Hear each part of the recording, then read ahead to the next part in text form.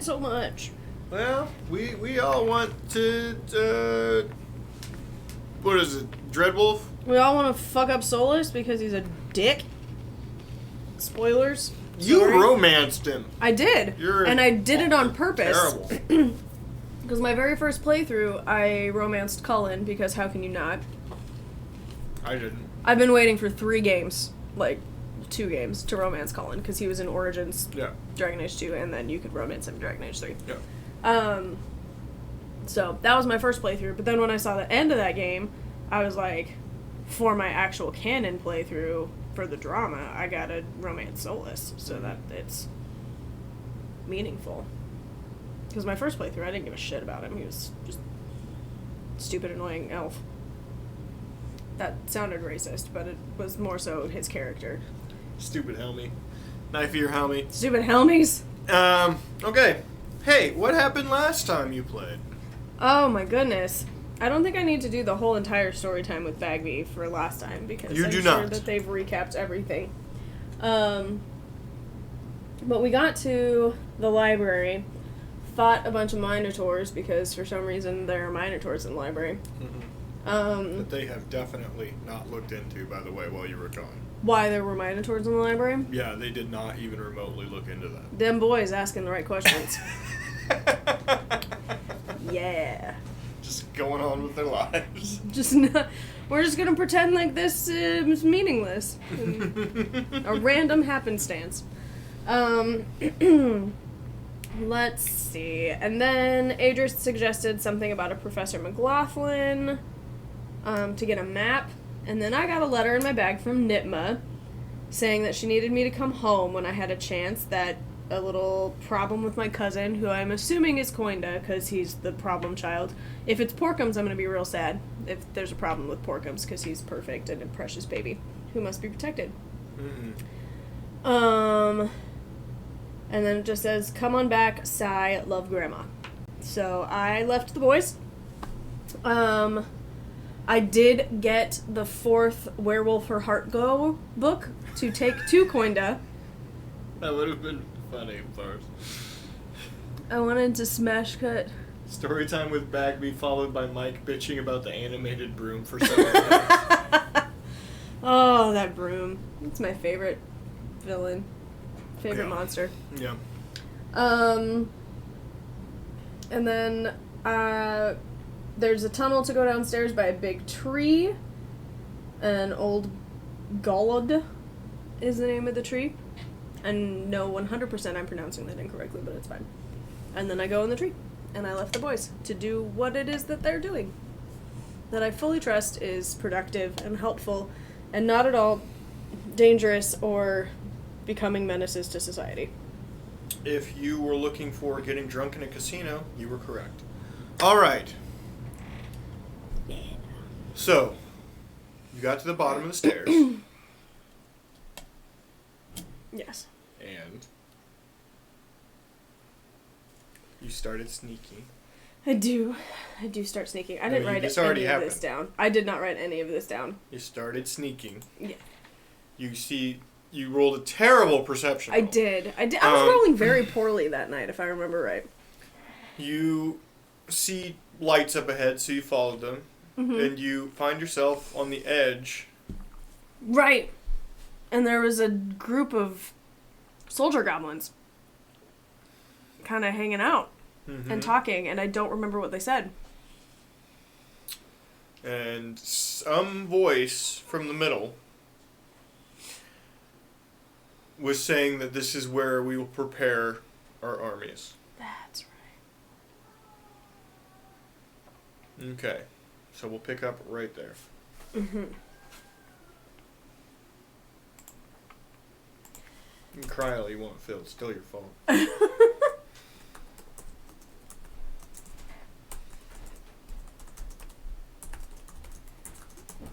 Yes. Sorry, I have to take notes at the same time. You might want to go light with it tonight. It's just you and me. I know. I can multitask. What would you like to do? I don't particularly want to engage those soldiers. Okay. Because it's just me. So I would like to kind of hold for a minute and see if they move on, or if it appears as though they, like, are camped there. You may roll perception again, since it's been wibbly wobbly time. It's a natural 1. Starting the game off good. So you see 12, 15 goblins, a couple of dwarves in there. You don't know who they're talking. You don't know who's in the middle talking. Just some loud, gruff voice yelling about nonsense.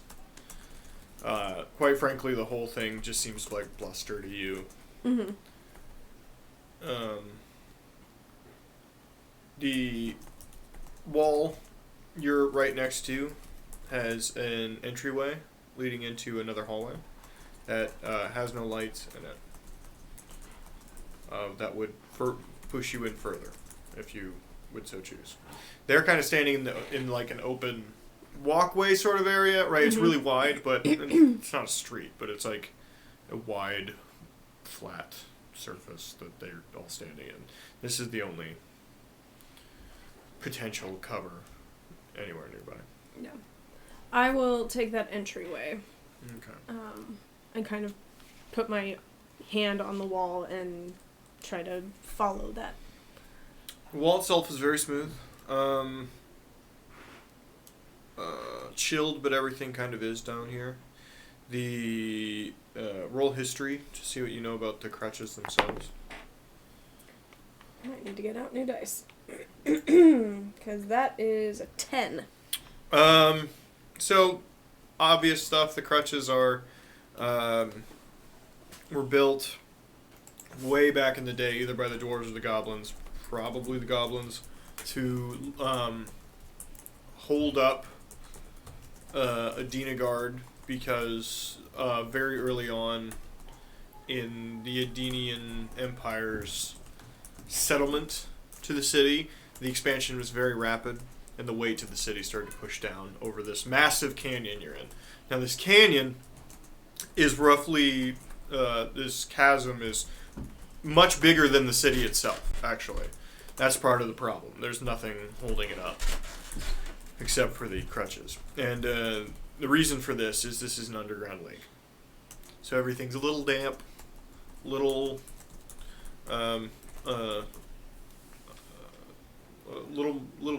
cool down here. It's very humid because of the nature of the old lava flow directed.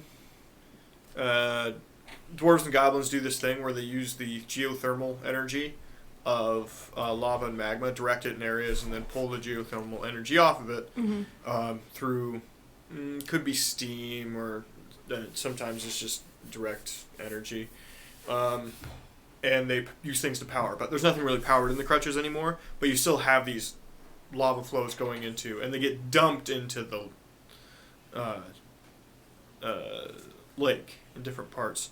So it's sauna-esque in here as well, despite being cool. Mm-hmm. It's just very foggy and very Silent Hill-ish in many ways. So I'm in the crutches right now. Yes. So this is essentially near where we saw potentially Baphomet coming out. Potentially. Again, you weren't entirely in control of that. You remember you saw the crutches, and then the thing started to flow and move on its own. Had a lot to do with not entirely understanding the spell you guys were casting. Mm-hmm. Yeah, and I'm not a caster by any means, so I wouldn't understand mostly of what was going on anyway. For some reason, the casters with you didn't really want to help that much.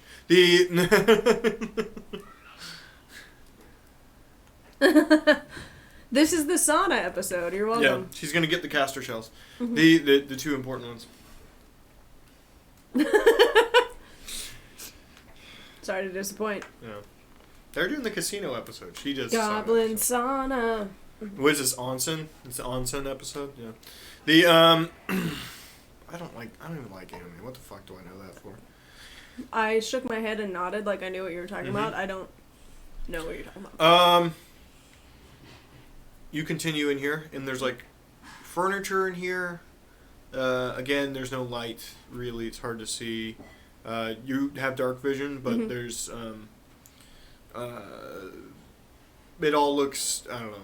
Could have been here 100 years. Could have been here a week. You know what I mean? Yeah. It's all the same to you. Roll dexterity save. Okay.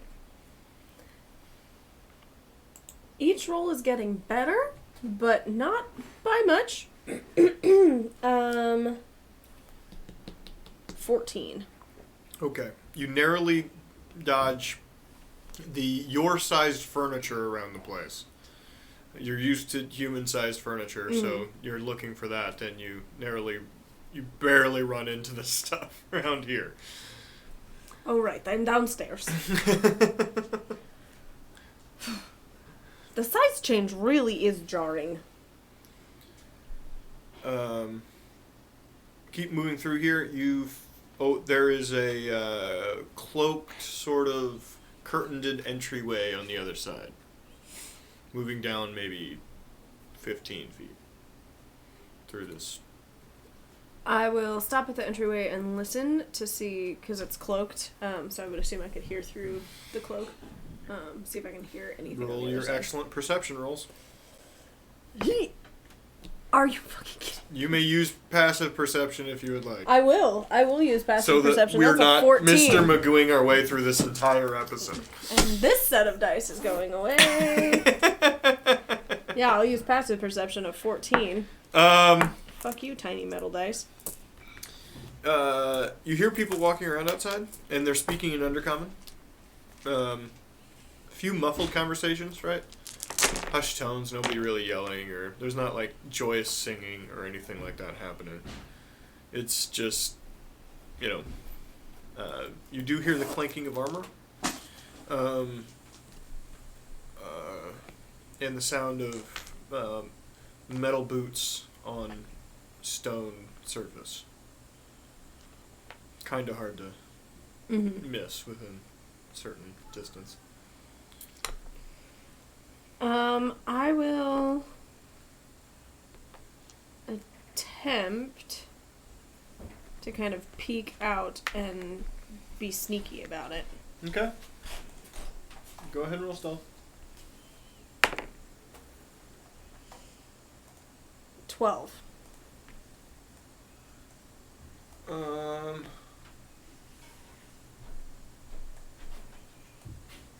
fix this shit. Trying to have too much stuff on the screen at once. You always want more screens, right? Yeah. As soon as you get used to 2, you want 3. As soon as you get 3, what was that again? Sorry. 12. 12.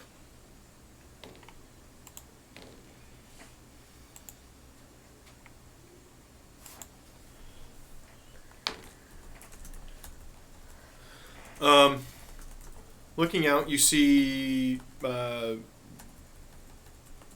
much more than between 12 and 15 people. Good. You are at the edge of a very large encampment. On top of the main walkway into the crutches. Good. And I don't see any other way around. No, the nature of the tents, then you can now see you're in a tent, by the way. Oh! Good. The nature of the bivouac-style tents. Is there passive stealth? There is not. There's 2 other passive things, aren't there? Passive wisdom, which is perception, passive intelligence, which is investigation, and another passive wisdom for insight. Right. So it's mostly just focusing on, like... I rarely do passives, but I would prefer her to see and hear some things tonight. Yeah, especially when apparently I can just roll natural ones all night. Mm-hmm. I enjoy passive insight. as a passive insight. It just does make more sense. bullshit meter. Yeah. You, this has everything, from what you can tell where you're at, this is everything nearby that a battle encampment should have. Longhouse-style bivouac tents. Setups for practice with both short-range and long-range weaponry. There's even a hangman's stage nearby. Good. Goal will be to avoid that. And you can see two people talking on top of the stage, and one of them is Axum. You can tell from the giant fucking battle axe that he carries with him. No, I need to... I don't think I ever showed a picture from him last time. I don't know that you did. So I'll go ahead and bring that up this time.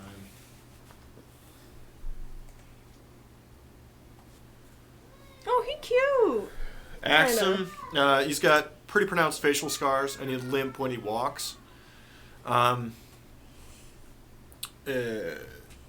While he looks mostly, almost entirely dwarven, his left ear is pointed because his mother is goblin. And it's fairly well known because while they're very intertwined, not a lot of inbreeding happens, just for the nature. Yeah. And it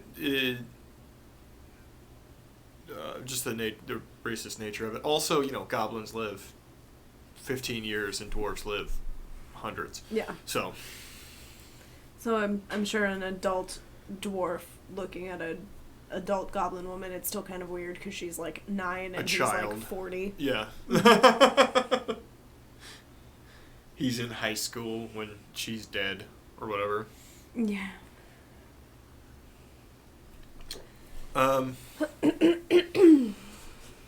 But yes, and he has quite the history to himself. He's a bit of a folk hero from his times in the First War, the First Underground War, when the Right initially stopped all that stuff.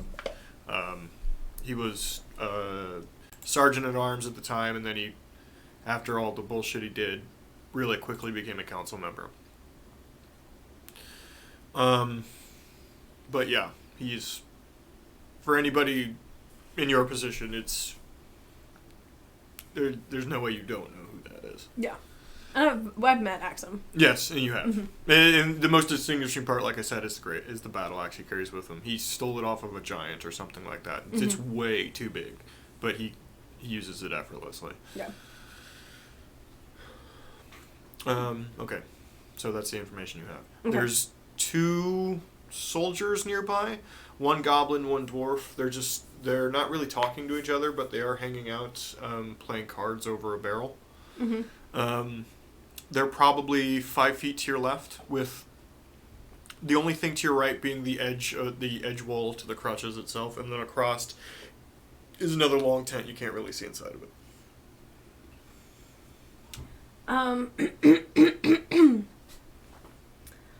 I think I will use Ooh, I have not had a rest or anything since I left. Nope. And I have used some key points since that fight. Yes, you did fight maybe 3 hours ago in your time. Yep. Still, I am going to burn 2 key points. Okay. And I am going to cast Pass Without a Trace on myself. Okay. Which allows me to add 10 to my stealth checks. And I would like to attempt to sneak past these 2 dudes and make my way towards Axum on the stage. Okay. Because he is someone I recognize, he's someone I know, and he knows about the right. Mm-hmm. So in this moment in time, I am leaning, even though I don't fully trust him, I'm leaning into the fact that he would likely potentially help me get back to Nitma, knowing that that's where I need to go. Mm-hmm. But I want to sneak past those guards because I don't want to cause a commotion immediately. Okay. Well, it's stealth. Sick! That's cocked.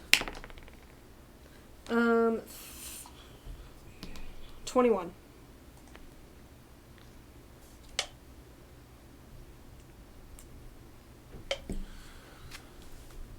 Yeah, you do just fine.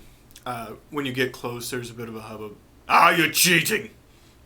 I wouldn't cheat. Fuck you. You're just mad you can't count. So I'm sort of like trying to bop between tents and crouch behind barrels. So the nature of where you're at this tent right here, right? Can you kind of see it? Mm-hmm. You're at this tent right here. This is the edge of the crutch, and it's like a 3-foot mini wall, and then it slopes down, very steeply, but it is a slope all the way down to the water, which is like 4 stories. It's quite a long drop. So your tent's here. The other tent is over here that you don't know how big it is. These guys were playing cards over here. Right here. Mm-hmm. Okay. And then this stage of sorts is over here.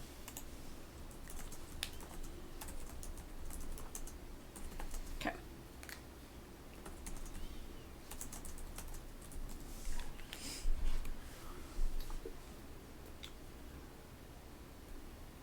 Yeah. So I'm not necessarily trying to make an absolute direct beeline for the stage, more staying close to the tents so that I could bop in if need be, but make my way that direction. Alright. You are doing a great job. You feel very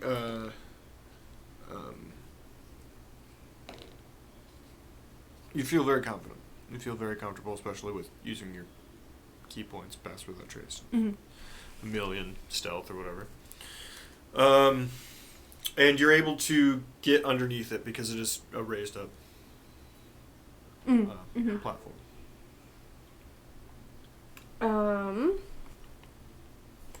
I am going to I'm gonna wait for a split second to see if I can overhear the other guy's name, like if Axum is talking to him. Okay.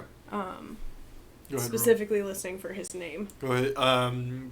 Use passive or choose to roll. I'll use my 14. Okay. It's muffled, but you can hear them talking. Kind of under their breath. Clearly this isn't conversation for just everybody. Mm-hmm. You initially hear Axum because you've already recognized who that is. I understand your concerns. I'm just not sure they're valid right now. We have greater things to worry about. I'm sorry. I know you are, son. But you'll be fine.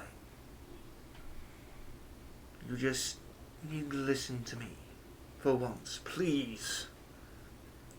I know what I speak. This won't help you, this war.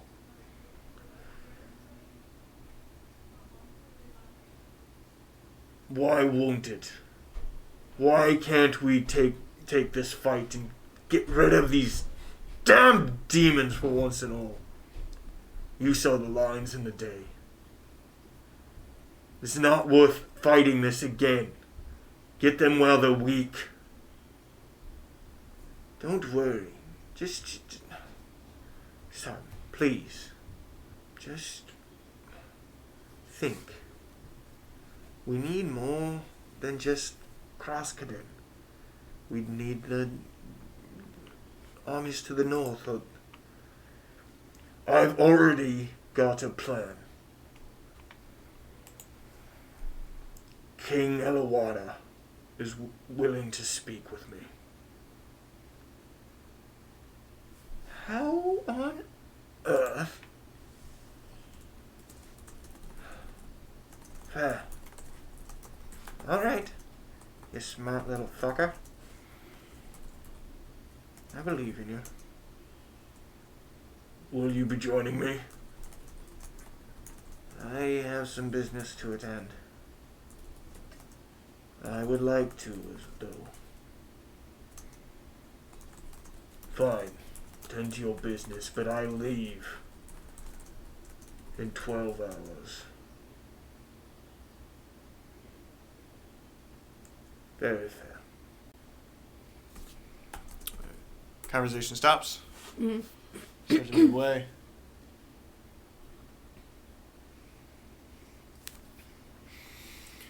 You can hear walking happening above you. Is it light or heavy? One's light, one's heavy. So they're both moving. Mm-hmm. I'm gonna follow in the direction of the heavy footsteps. I'm assuming that they're... It's only one set of stairs on this thing, so Oh, okay. they are right here. Okay? Mm-hmm. I'm gonna kind of crouch next to the stairs, and then when Axum comes by, just do an Axum! Okay. Whoever he's talking to, it's right here. He comes down after the person. They exchange a greeting of some sort. Then he starts to move this way. This one starts to move that way. Okay.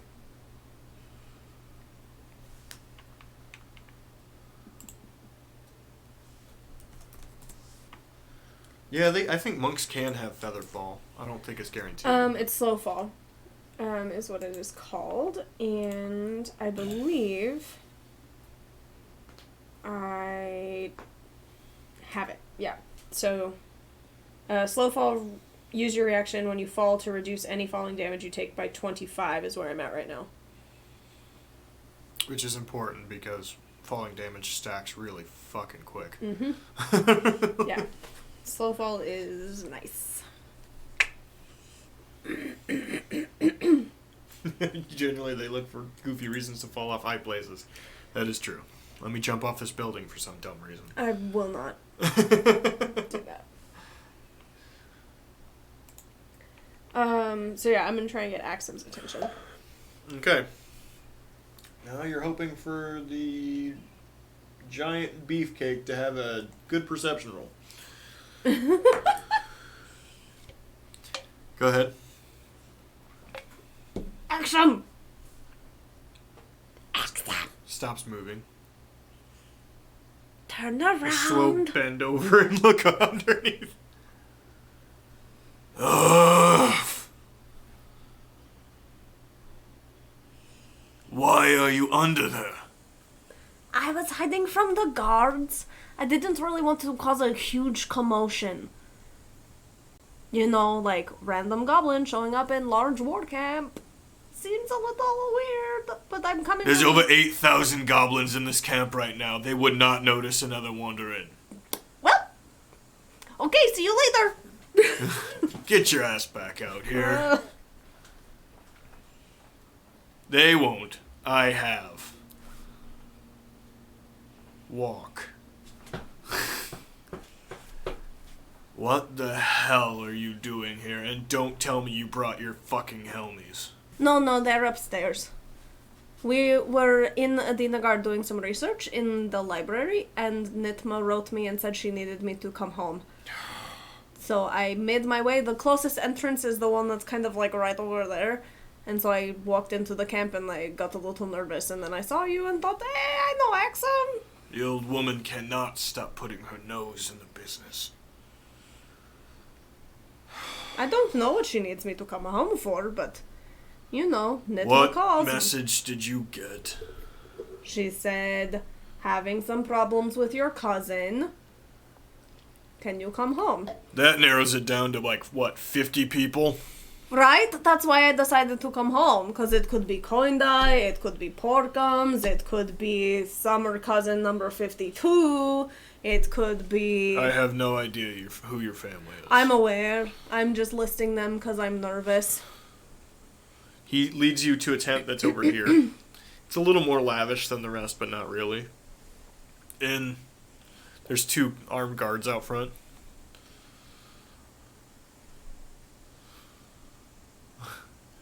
Are you hungry? No, we ate today. Thank you, though. Good. This is clearly his quarters. Mm-hmm. It's not big. It's not a bigger tent than anybody else's. The bed's slightly nicer. There's a weapons rack, and he's got a full desk with a lot of maps and paperwork and what have you on it. You know what I mean? Mm-hmm. He sits in the chair behind the desk. Ugh. Sit. He reaches under the desk, pulls out a decanter with a brown liquid and then a couple glasses. Do you drink? No. I have found that in our party, alcohol leads to many negative things. He pours 2. That's fine.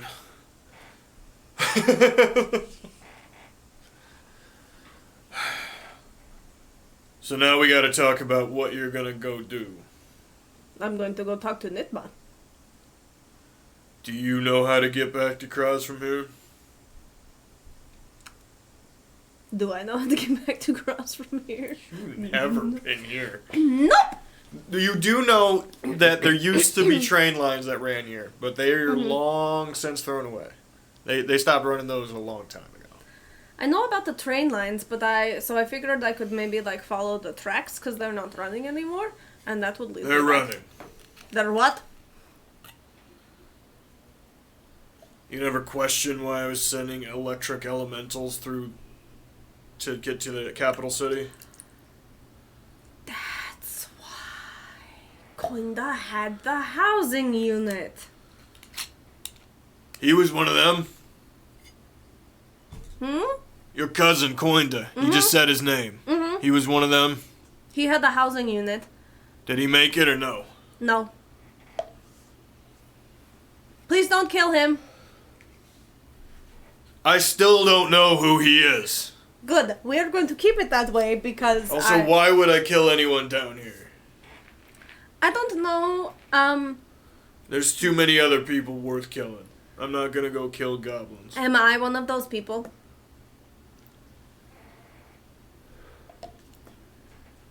You're real fucking high-strung.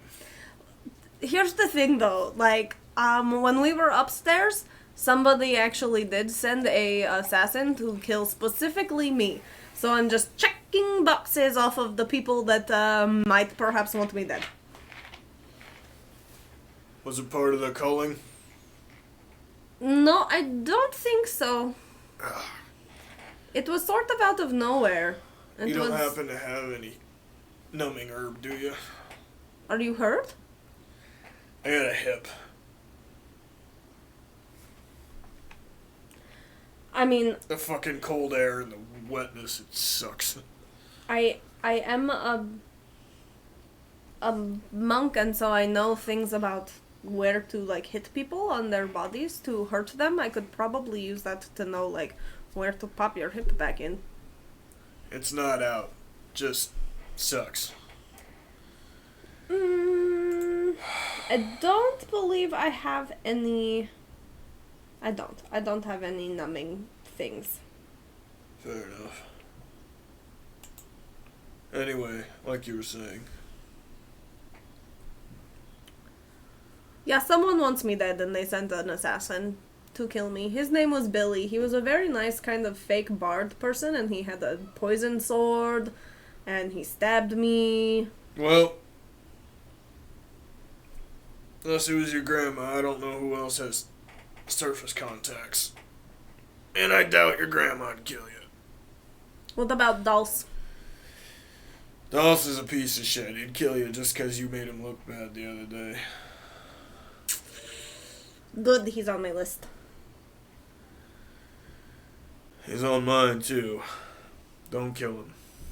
Well, I don't intend to kill him. I just want to ask him if he tried to kill me. I need a favor. I'll tell you where your grandma is. What's the favor? You talk to her. Get her to come to a meeting. I got a little talk to I'm gonna do with the drow. See, they're a little tired of the raids as well. I figure we match up a little better together. I'm all for teamwork. Your grandmom carries a lot of weight. She don't need to talk none, just need to be there. Everyone on the council listens to her, even Dulce. No matter what they say. She's pretty scary. She's old as fuck. Yeah, how, though? Have you ever thought about that? Like, goblins live to maybe 15 if we're lucky, and Nitma has been around for, like, a long-ass time. I'm 84. Yes, but you have the dwarf blood. She was old when I was a kid. How is she still alive? I don't know. I'm going to ask her. Some of them do it. I'm not joking, some of them do. My mom, he flicks his pointed ear. She lived to 52. Some of them got it. They're changing, I'm telling you. Your people are different now.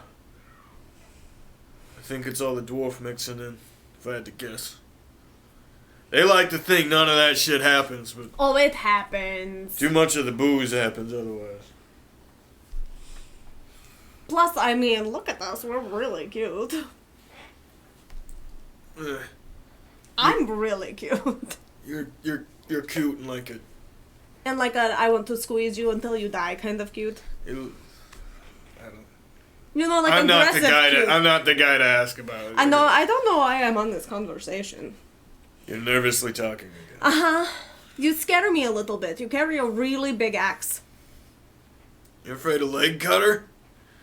He pulls it off the wall. Pulled this thing off an Oni. You ever known an Oni? They're like ogres, but smart. Bigger. Some of them do magic even. They're something special. This was my first big kill. Totally on fucking accident, but I took this anyway. I completely understand the accidentally killing people. I have done that as well. What was yours? I rode on the back of a dolphin and punched a man to death out of the side of a ship. Cool. The Oni? I fell, threw my shield under his foot. He slipped and broke his head. Everyone thought I did it on purpose. I just fell.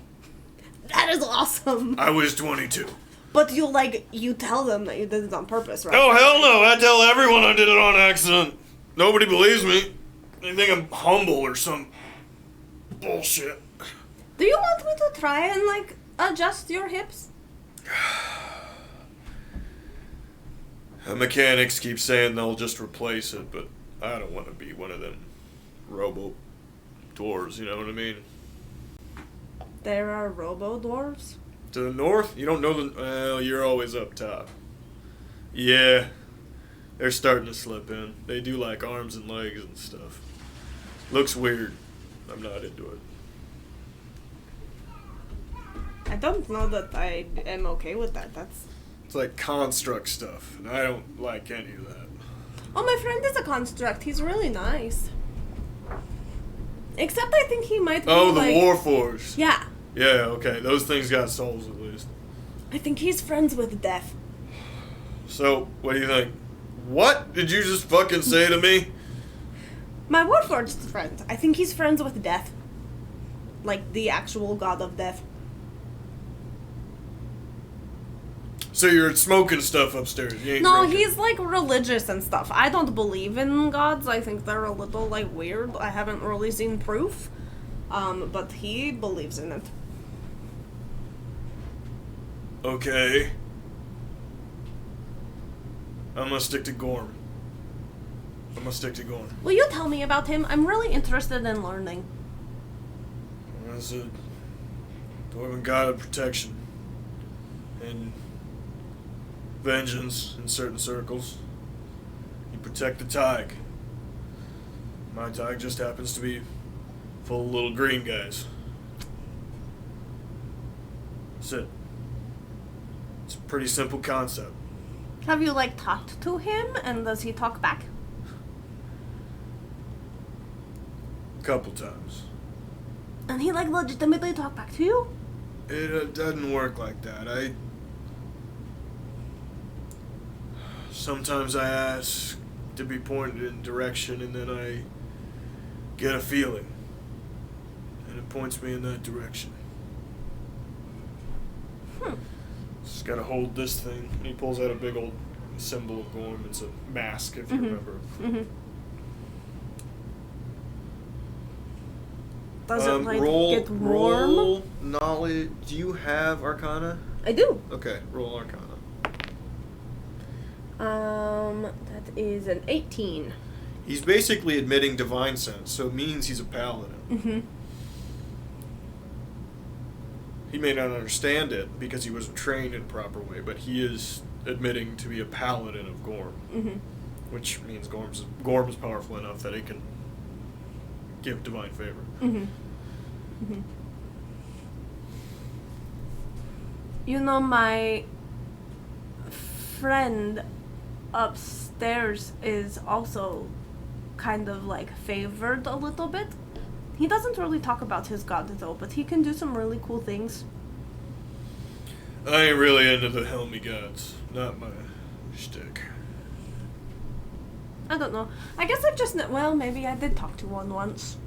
I don't really want to follow him though. He's kind of mean. Anyway. Listen, this has been delightful, but I'm tired. What's your answer? And I'm not letting you sleep on it. Oh, I can help try and talk to Nithma and see if she'll come down. I think she will probably want to know, what your plan is and what you're trying to do. She already knows. He stands up. You can see he kind of pops his hip a little bit. Ugh. You're not planning on attacking the Helmies, are you? My plan won't hurt a lot of them. 'Cause- Down here, we can take the city in one night. They won't even see it coming. But why do you want the city?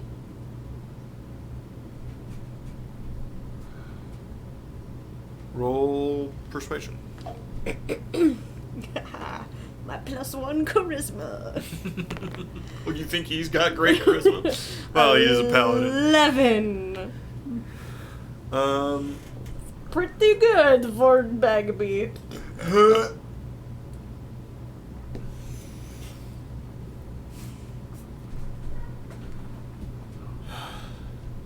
City was made by dwarves a long time ago.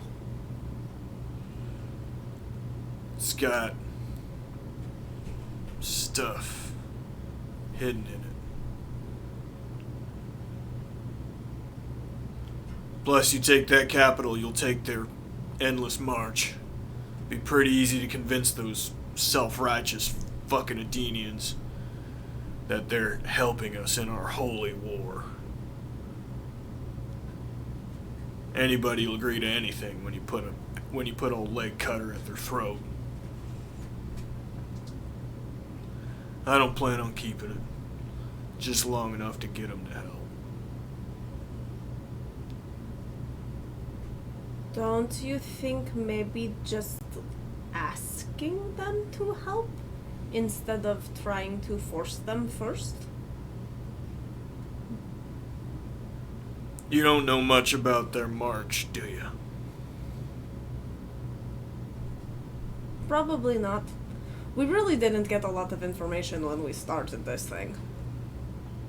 Let's just say they don't negotiate. Ever. Is their march connected to senators at all? Do they have any say? No, it's all the generals, higher ups, and royalty. Senators can argue, but there's been more than a couple votes that the vast majority voted one way, and it counted about as much as spit in a bucket. That seems about right. Their job is the economy. The military's job is to, well, keep new troops coming in. You could say I'm just, he's heading towards the door, adopting their approach. Who is the king that you have a meeting with? Heard that, did you little sneak? I was under the thing. I was waiting for you to be done. Drow King. Oh, okay. Come on. Pokes his head out the door. She's in that tent over there. Wait, Nitma's here? Who the fuck you think I was talking to? Good night. Oh, and I expect I recognize my grandma. I expect that favor, by the way.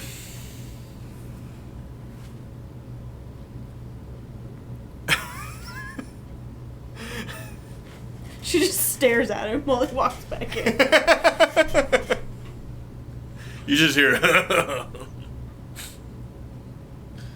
You're a dick, but I like you, damn it.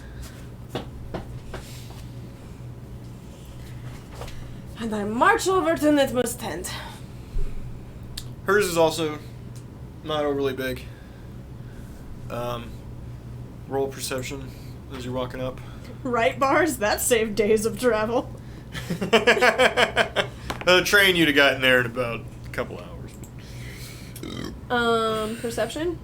What Yeah. you said? 12. You smell tea and cookies coming out of the tent. You already know that I'm here, don't you? Oh yeah, saw you peek your little head out of that tent. Come on in, baby. Also, you figured out the whole scrying thing, right? What do you mean? Like how to scry? No, that I know where the fuck you are at all times. Oh, right, yes, because you can find us by looking at our tattoos. Yeah.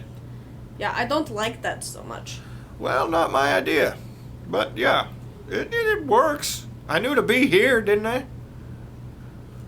True. You could have, like, told me that you were here instead That's of not saying, funny. come home. That's not funny. This is funny. This is kind of funny. Alright, sit down. I have a cot out. We're not doing anything till morning, so tell me everything. Well... You don't have to. She's actually not going to tell her absolutely everything. What do you choose to leave out? That's a good question. That would probably require me to read all of my notes. What will you tell her then? Like, if you have a more clear idea of what... I mean, she would just probably talk about, like, you know, we got to Adina Guard, we met the captain of the guard, I taught them how to fight better without their shield in case they're ever disarmed. Right. And we went to the library. Oatmeal raisin. Mm-hmm. She will leave out the bit about the Minotaurs, and Yol stuff. And yeah, pretty much leaving out any of the stuff that we have fought. Okay. Sticking mostly to we're just there for research. And you met Adris. Mm-hmm. Excitable little fuck, isn't he? He is something. Yeah. He was nice. We got lucky. He also doesn't remember anything. Yeah, that's sort of the shit of it, isn't it? Mm-hmm. Maybe the curse affected him too? It seems as though he alluded to the curse affecting everyone.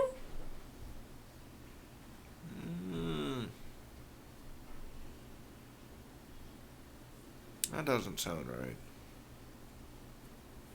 Well, I guess it could be. Nobody down here really kept track of shit. That is possible. Alright. That's like a seriously big curse. Yeah. Well, I'd like to say I know, but I don't. Grandma, Yes, baby. did you send assassins to kill me? I did not send it. I'm asking everyone. Take it back right now, or I'm taking the cookies. You can take the cookies. I'm asking everyone that I know that has a connection to that. I love you, and I want to trust you, but there's been some shady stuff. And I just have to be sure. Honestly, I don't think that you would, but I had to ask. Baby, look at me. She grabs your little face. Little smooshies. I would never hurt you. Or anybody in our family. Okay? Mm-hmm. That's why they don't let me hire assassins anymore. And she So who does? Well, I'm not even allowed to know. Well, Axum said he didn't. I know Action didn't. Can you imagine putting that fucker in charge of hiring assassins? I think he Half would the probably countryside kill would be everyone. gone. Yeah. Mhm.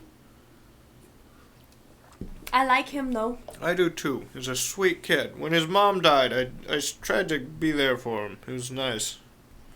He's just intense. He really wants you at the meeting with the Oh, King of yeah, the Drow. well, I'll be there. Now that you're here, I'll be there. I didn't... You're going too. Okay. So what's the matter with Coinda? I'm assuming it's Coinda because Porkums is a sweet angel sent from heaven. Porkums is fine. He's a little lonely. Coinda was involved in one of the raids.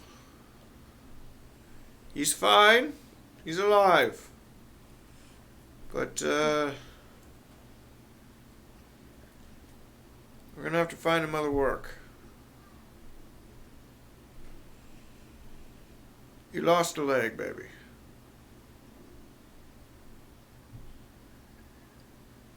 I asked him what happened. He giggled and said it was the leg or the whole sandwich.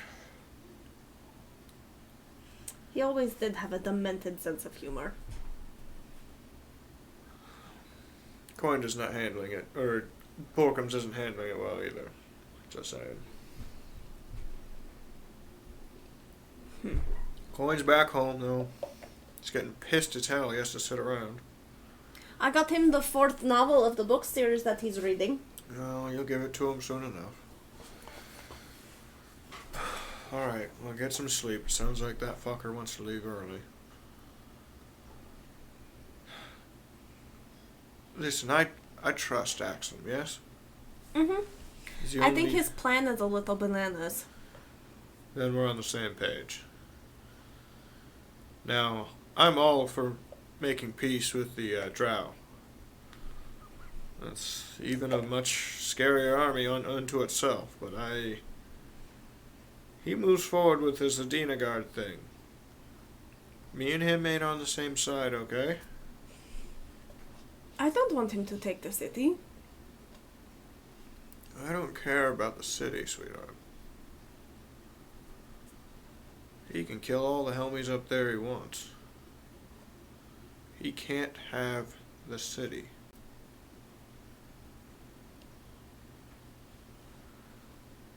Go sleep. Full rest. Long rest. Give me all them key points back. Give me all them resources. I need them. I need them. Alright. Take long rest.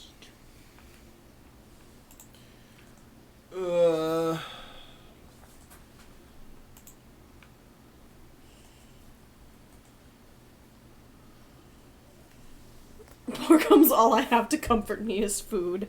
Yeah. It's true, though.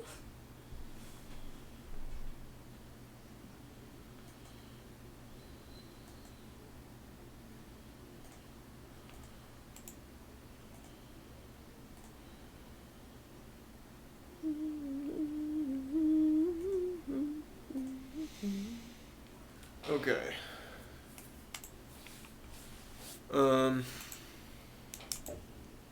You don't happen to remember what I called that king dude, do you? I didn't understand the name. It was like... It was Tadar or something. It was a long one.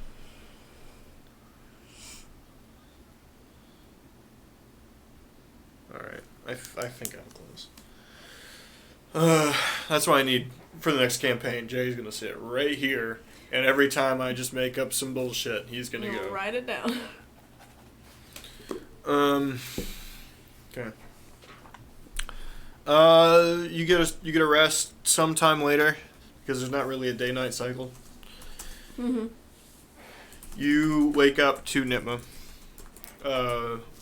rousing you. She gets you breakfast. Nice, small salad. Just a collection of greens and whatnot. Mm-hmm.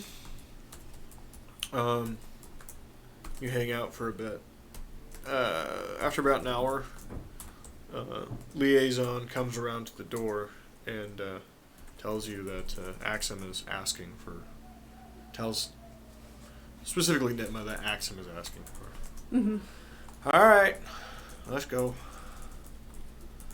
You got everything you need? I think so. You ever been down that deep, kid? Nope. Alright.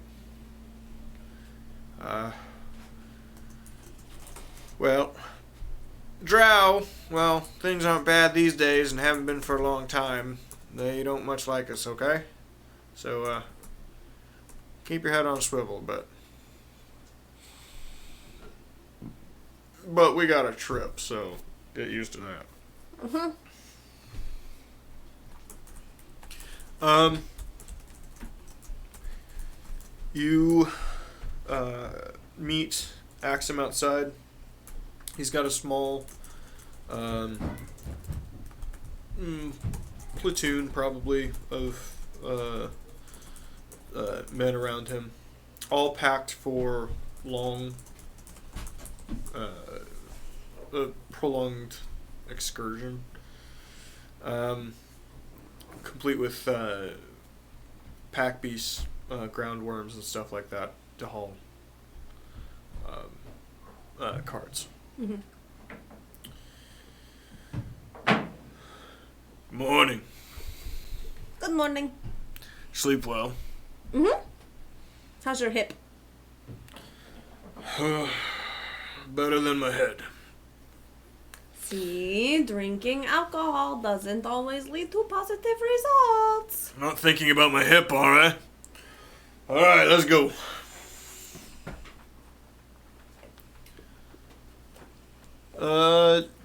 Along the way, so you get on one of the trains, actually, and you travel. There's a full train station attached to this, with two lines running out.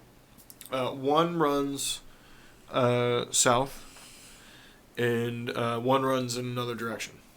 The south line seems to be pretty busy. In fact, when you get there, it had just arrived, and troops and rations are getting, they're unloading cargo onto the landing outside of it. The other one seems mostly unused, and that's the one you're heading towards. Mm.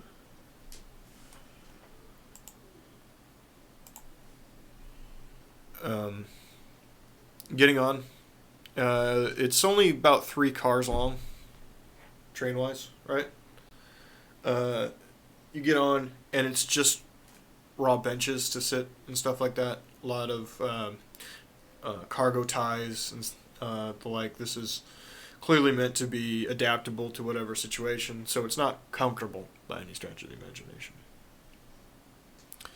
As soon as the thing starts going, it moves very, very fast. You've been on the trains in before, just around the city. These are much quicker. There's an unnervingness to the closeness to some of the walls,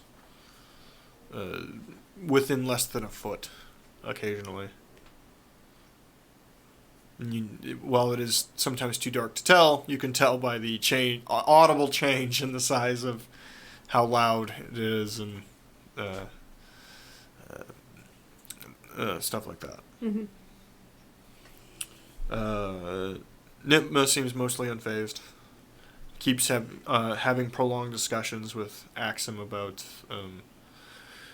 kind of everything, mostly council topics. He seems wildly uninterested in normal politics, and mostly just agrees with whatever she says they need to talk about. Just yeah. Like nodding her off, trying to get her to leave him alone.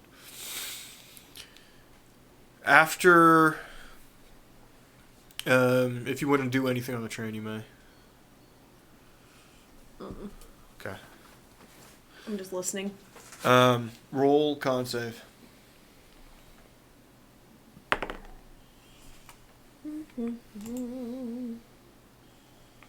13. You don't feel well at a couple of points, but you never lose your line. I mean, this thing moves fast, and it's very shaky the entire time. After a few hours, 5 hours, just about, you start to pull up to a station, and everyone starts to seem to get ready. As it slows down, you can feel it slow down. All right, baby, you ready? Okay. We're going to get out here, and then we're going to go on a bit of a walk. It'll be a few more hours, but we'll get there. I am totally fine with walking. Would prefer it. Yeah, I fucking hate these things. Train is terrible. The one back to the city at least has lights along the side. This is just a fucking nightmare through a hole. I do not want lights next to it. If there are lights next to it, I can see how close it is to the wall. That's a fair point. Pulling up the...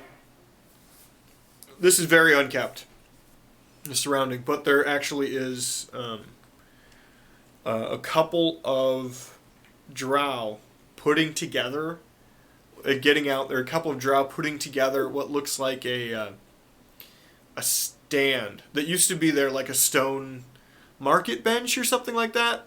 It's in great disrepair, but they're trying to put it back together, like repair it in some way. And there's a bunch of crates of stuff off near them. This is lit below. So it was a bridge coming in, right? You're on an elevated platform. Even the two guys working that you can see are on this elevated platform. And you're in a large cavern. The cavern is entirely lit by large glowing mushrooms the size of trees. Okay. And so it's dim light basically everywhere. They leave off an iridescent blue light, these mushrooms. Oh, at least it's pretty here. Oh, everything sucks. Eat the cookie. The sugar helps. Yeah, I'm eating cookies. My dentist is pissed. The soldiers get the pack animals back around, and they lead you down some really big-ass stairs. The two guys that were working on that immediately try to sell some of the soldier stuff, by the way. As soon as they get off, they're trying to sell stuff out of the boxes off to either side. They're getting brushed off entirely. Heading down, it's a full underground forest when you hit base level down here. Instead of trees, it's giant mushrooms. Instead of grass, it's moss along the ground.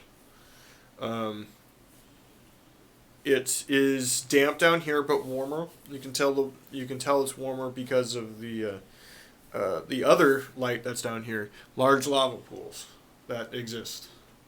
Like you would see a pond in the middle, but instead of a pond, it's a big ass orange glowing thing.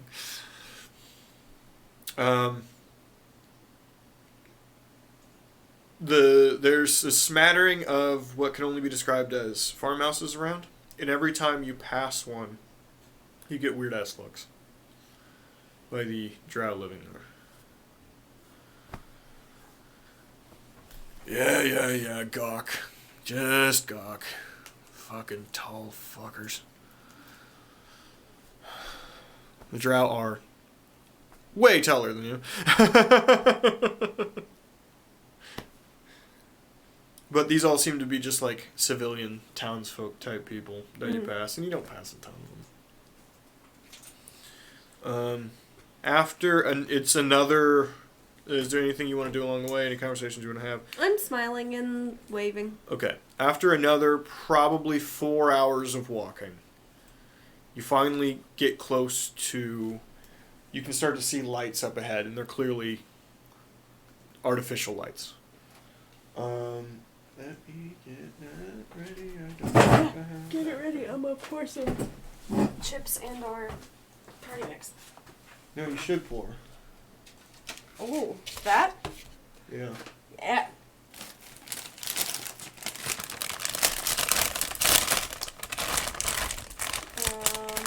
They're over here by me.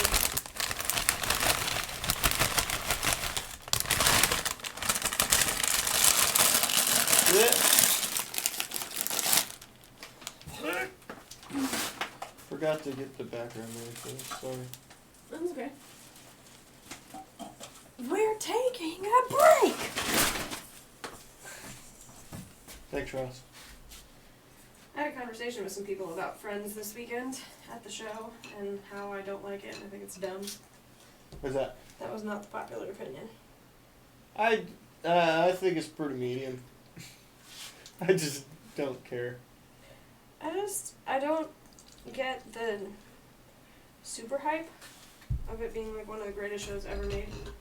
Cause Parents were really into it back in the day. But they like Seinfeld more. So.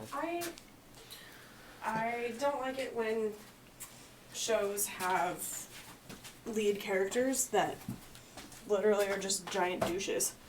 Yeah, Ross is the biggest pile of shit. The worst. He's the biggest pile of shit. And I felt the same way about The Office and about How I Met Your Mother. That, like, the main guys that you're supposed to root for that are supposed to be the, like, super awesome hero dudes are dicks. Alright, Ted so is it's the background of our role-playing shop, but this is basically what you're wandering into. Ooh, that's cool. Yeah. There's clear elements of the technology that exists within Krasden down here.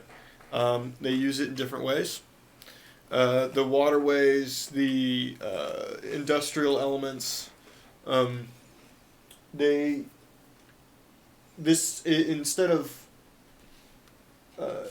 clearly do their own version of mining and stuff like that as well. A lot of these elements are built up, however, different to Krasden and Dwarven elements that are carved into stuff. This is built. Mm-hmm. Even with wood fixtures that they would have to have gotten from somewhere. Stuff like that. Mm-hmm.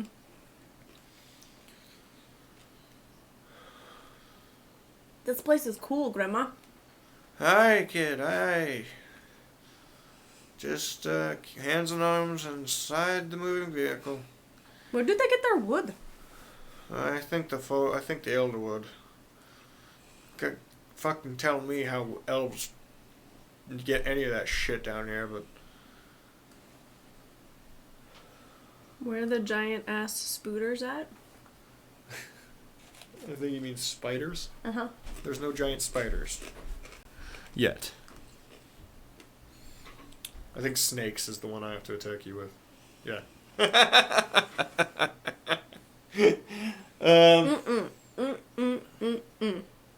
Don't like them.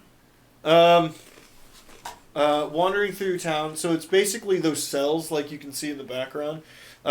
tall structures surrounded by smaller structures like huts and stuff like that. Mm-hmm. But the tall structures appear to be everything from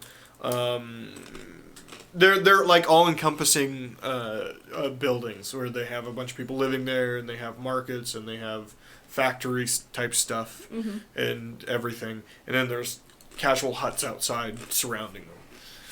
And then they all seem to be celled together.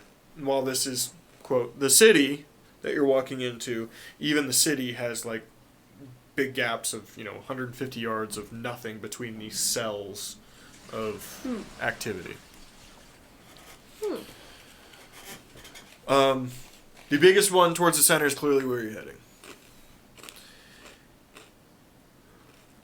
The awkward looks you've gotten up to this point have turned into casual comments in a language you don't entirely understand.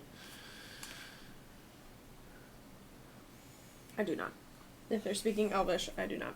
If they're speaking Undercommon, I understand it. Well, it's like a Spanglish version. You'd catch words here and there. Mm-hmm. What languages do you speak in general? Common, Dwarvish, Goblin, and Undercommon. You understand that they're speaking Elvish. Like, you've heard enough Elvish that you kind of get that they're Mm-hmm. speaking Elvish. You understand the Undercommon words, but there's words and phrases in and of that you don't understand that they're saying at all. Mm-hmm. And it's clearly not Elvish, because Elvish is, the very flowing, very, Yeah, it's sing-songy. And then Right. there's this hard, like, that happens in the middle of these, like, gruff, almost orcish, but it's not orcish. You know what I mean? baby.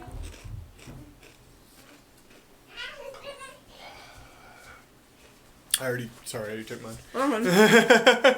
Here I go. Hey, Hey, what's up? how much? Did you eat at all? No, not really. Damn. He had the rest of his banana and some peas after he spilt said peas. Uh-oh. You want to? No? Okay.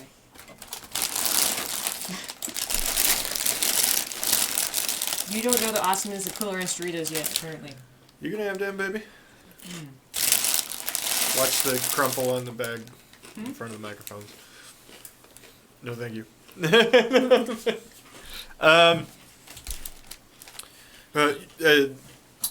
Yes, the weird looks have come to comments.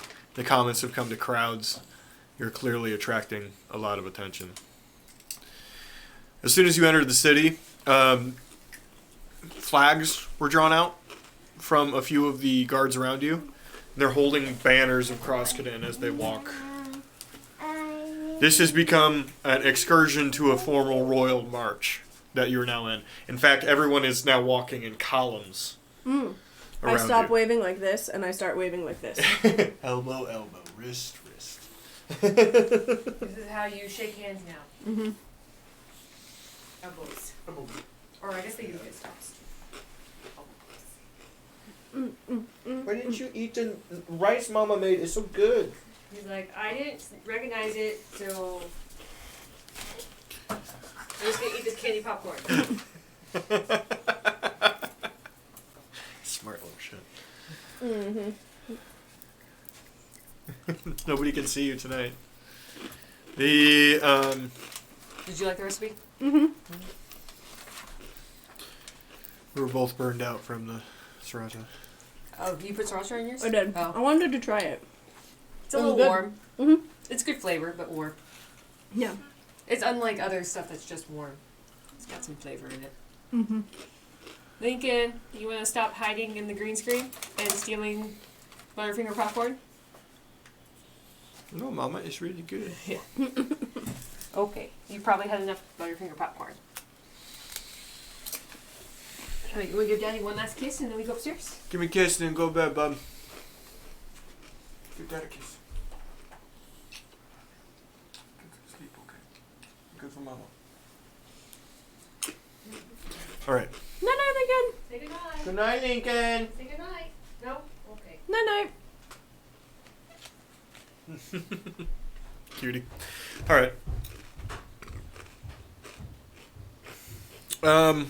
After passing a couple of these cells and heading toward this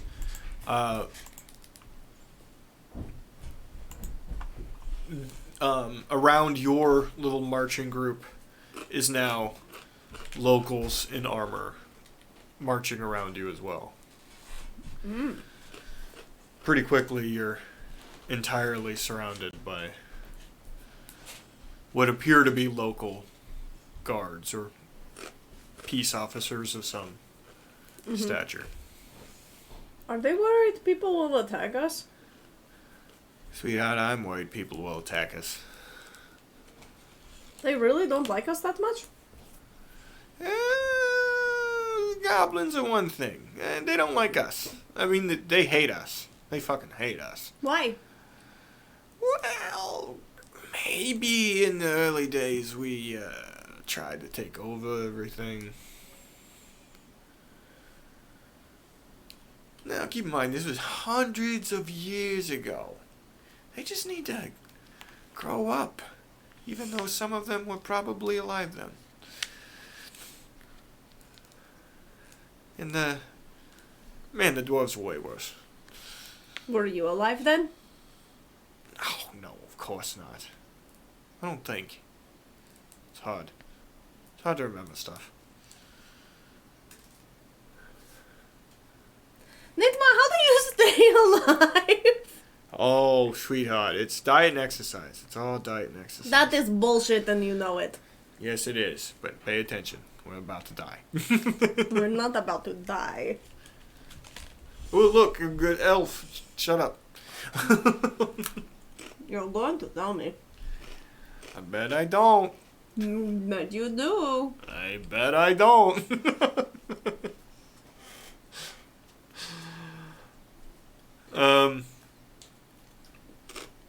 You get close to the capital and you're met by a full, much bigger group than yours outside, and you were stopped basically. Alright, if it's gonna go south, it's gonna go south right now. I will keep my mouth shut. Stay here, baby. I gotta go talk or some bullshit. She wanders up to the front. Axum starts speaking it sounds like a form of the language that they were speaking. Although it's like slower and he's having to think about it, you can tell. Occasionally he'll say something and Nitma will lean over and correct him. And then he'll repeat whatever she said. You sit there waiting for maybe 10 minutes. And a whole group comes wandering out of that big cell. And they're carrying 2 people on chairs. Now, these chairs are very large and very gaudy. Complete with jet black onyx crystal around the outside of it. I lean over to a guard and I say, do you think they're compensating for something? I'm gonna fucking shit my pants. Just breathe, it's not that scary, they're just chairs. Dude, I don't know about you, but they always told me in school these guys were like fucking, I don't know, wilder people that just cannibals eat each other's babies or some shit. Oh, now that is complete and utter racist bullshit, and you know it. Yeah, but I wasn't expecting this shit. What the fuck? They're just people. Why didn't we march the whole army down here? What the fuck is this? No one is going to get hurt. It's going to be fine. Just calm down. Don't be so trigger happy. I'm telling you what, if they come in, I'm taking out 2 of them. I'm gonna do it. Roll perception.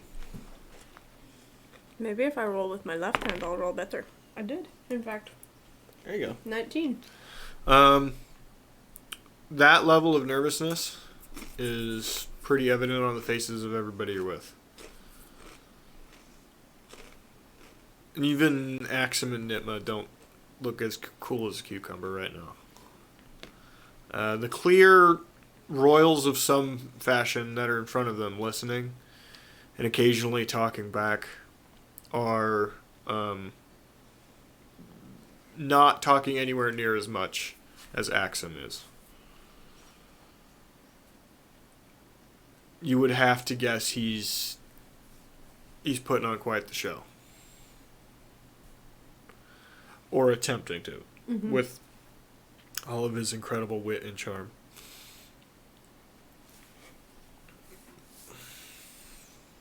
After a few minutes of this conversation, a grand gesture of bowing happens. Everyone around you starts to bow. And you bow, thank you. They bow as well. The people in the chairs go back up in the thing. Nimba comes back. All right, well, this isn't perfect, but hey, good news, we're staying the night. Are we staying the night as guests or as prisoners? One and the same, kid, one and the same. I think we'll get good pillows, though.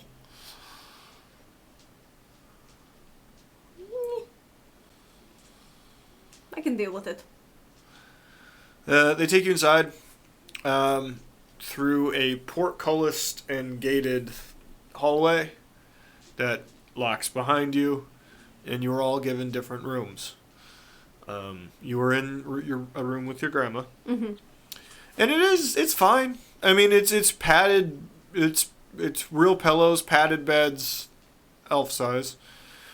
There's so much room for activities! Oh, I know, it's the best. I'm just gonna sleep on this one pillow tonight. I'm going to starfish the shit out of this bed! The only problem is I know Axum's gonna complain about that it's not stiff enough for his fucking hip. I know this. I swear, I think I could probably fix it for him if he would let me. No, sweetheart, better than you have tried. That shit's fucked up.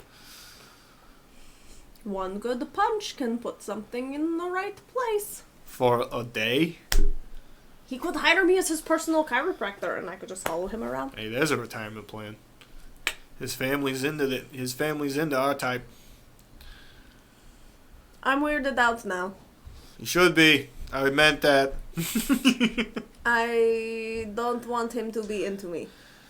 So we've got a dinner tonight, and we're gonna have to not wear what you're wearing. They'll be by in a minute.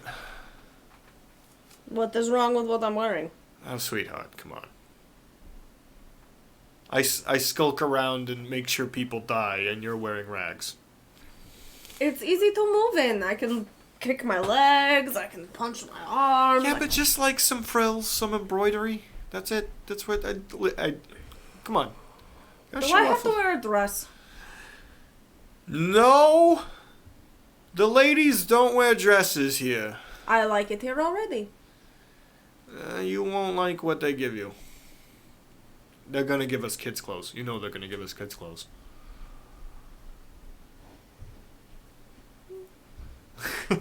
After a little bit, it'll fit right. Person shows up and is like trying to measure you two. A clear tailor of some point or something like that, trying to measure you two. And he's just like holding his head. Now, I prefer to have my arms accessible.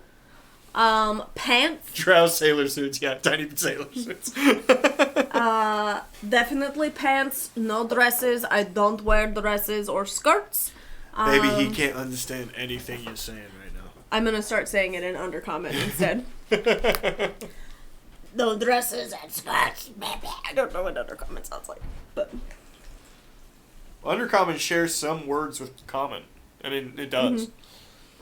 Again, it's a Spanglished version of a couple of under races, goblin, dwarvish, thrown into common. That's what undercommon Most drow is. speak undercommon too, Yeah. like in the Faerun world. Yes. But yeah, so I start explaining in he, drow, or in he, undercommon. as a second language speaker, is able to kind of communicate with you that way. It's clearly not his first language, right? You know, it's like somebody from Greece speaking Italian a little bit. You know what I mean?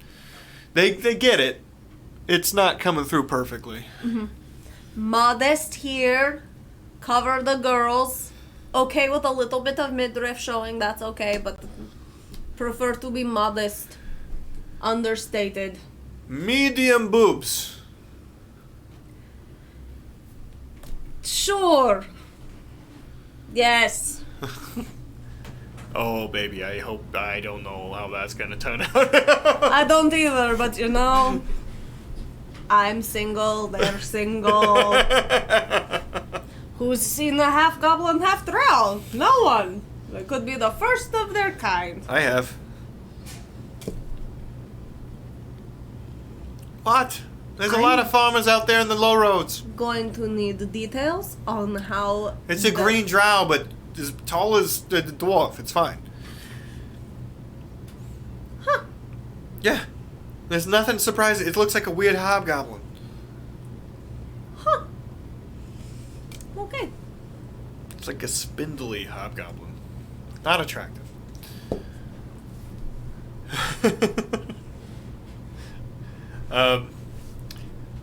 He goes away. About an hour later, comes back with an outfit, and you are told, Nitma relays, that you have a half an hour to get ready. You're also given light makeup. And it's drow makeup too, so it's all dark shades, like hyper dark shades. I'm going to take it and I'm going to really define the creepy lines that I have in my face now from the near-death experience. See, that part would be like the least weird part for them, you know what I mean? But I'm going to hyper-define it. Okay. And make it very well. It's all like dark blues and purples and stuff like that, you know what I mean? Mm-hmm. Yeah. I love makeup for super dark skinned people too. It's turning like rosy cheeks. The color you gotta go to do rosy cheeks on like Nigerian level skin is very red. It's cool. Mm-hmm. I've had to light a couple of scenes for a person with very, very dark skin, and it's just an entirely different thing than lighting white people. It's an entirely different thing. If you ever watch a TV show and there's one black dude or black woman in that scene, that is hard to see because the lighting dude has no idea how to light dark-skinned people. It's an entirely different skill set. The best show to ever watch about it was Luke Cage. They lit those motherfuckers fantastically in that show. I mean, look how gorgeous and shiny. Yes, so I draw on my, Okay. I don't know what you would call them, scars, I guess, Yes. in some way. Do you want... Let's roll for that. Let's do... God, what do you do for that? Animal handle... No, performance, kind of? Yeah. That's arguable, right? Sure. Sleight of hand for drawing skills? Sure, but it's more of like artistic ability than it is. Yeah. Well, sleight of hand it's an 11. Okay. Performance it's a 7. Neither are good. Nope. Okay, well, you do your best. Mm-hmm. And Nitma comes up, oh, sweetheart, come on. They don't go away, so I might as well just, like, show them off. Yeah, what's up with that shit, by the way? That's what happened when I met Death. I told you about that. I know, I just don't like hearing it. I just don't like you're saying it again, and I don't like it. I didn't particularly enjoy it either. Any of the rest of your group, like, all fucked up like this? Sorry, I don't mean to be weird, but... Well, I think Crucible, like, serves him. Which one's that one? The Warforged. Ah. Ugh. Pretty sure that's his god. Fucking crazy. Alright. So, basically what they brought you is children's outfits. But it's parachute kind of pants. Very, very big, fluffy pants. Tight bound, like, bustier sort of. Like corset type corset type top. thing? With a lot They of... make their children wear this? This is torture! They're very, very thin. They're all very, very thin. I mean, I'm thin, but this is uncomfortable. I know, sweetheart. You also got, none of the kids got boobs, so I don't know if they know what to do with that. I mean, put in this, they're like up to my neck right now. None of the adults got boobs. These look amazing. Seriously, look at them. They're all like rail thin. It's fucking weird. I might have to keep this. Yeah, it's not bad. Problem is, it's little kid color, so it's like bright blues. Bright blues with like purple inlet and stuff like that. That looks good with my green skin. Alright. And Nitma's got something very similar. I ain't tighten this all the way up. I ain't doing that no more in life. Oh. Although it's helping me too. Oh, Jesus. I know, right? Okay, let's go. Walking out of your room, which you're allowed to walk out of. The hallway's locked up, not your rooms, right? And your whole contagion? What am I looking for? Group. Your whole group is kind of starting to make their ways out. Axum walks up, and he hasn't changed at all. He's wearing slightly nicer robes, and that's it. Over the top of his armor. As I'm walking, I'm leading with my boobs. Hey. Not bad. Don't. Up here? My eyes are up here. I have to look down at you no matter what I do. Don't get any ideas. I don't have any. I'm way too young for you. Nitma, are we good to go? Yes, we're good to go. Alright, I've been informed. You two are gonna eat with me, and these assholes are gonna eat in the main hall. I am not happy about leaving Leg Cutter here. I'm not joking. Do you want a light hammer? No, I bring a weapon in there and it'll kill me. I have darts in my boobs. Hold on to them. With your boobs, I guess. I mean, that's what they're there for. They're like a third pocket. After a few minutes, your people come in and lead you away. Contingent. Thank you. Fustercluck. I like entourage. Entourage.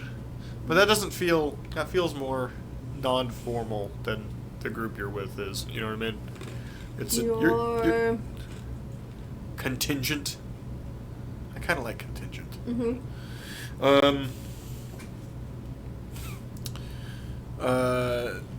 And there's two main dining places right next to each other. There's this huge grand hall you're led into, and there's an area for the soldiers in your group to sit. And they go sit there at the end of these tables. They get a bunch of weird fucking looks, but they're sitting there amongst everybody else, right? At the end of these incredibly long tables.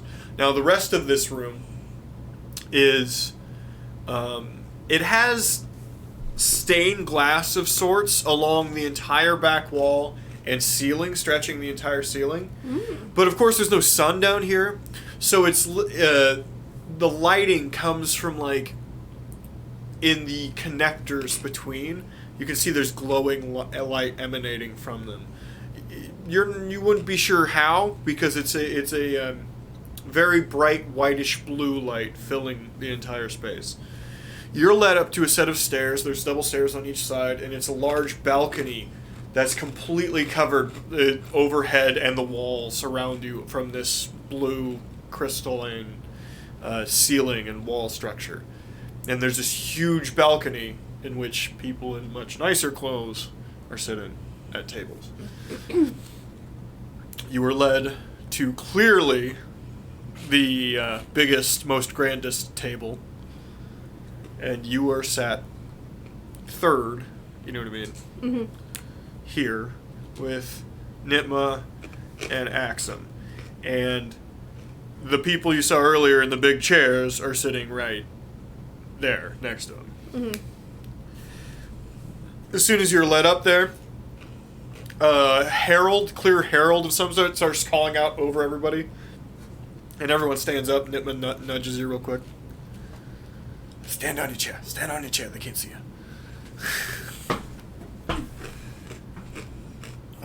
Some grand show in their language is done. He motions back to you.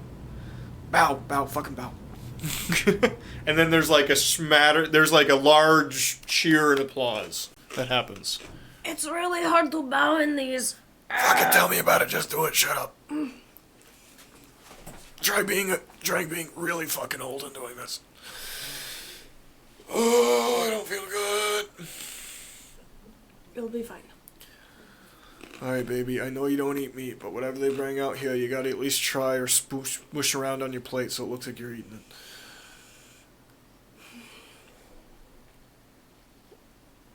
Okay. They bring out deep worm roast, sliced. There is a very nice and good smelling mushroom salad with some sort of thing happening.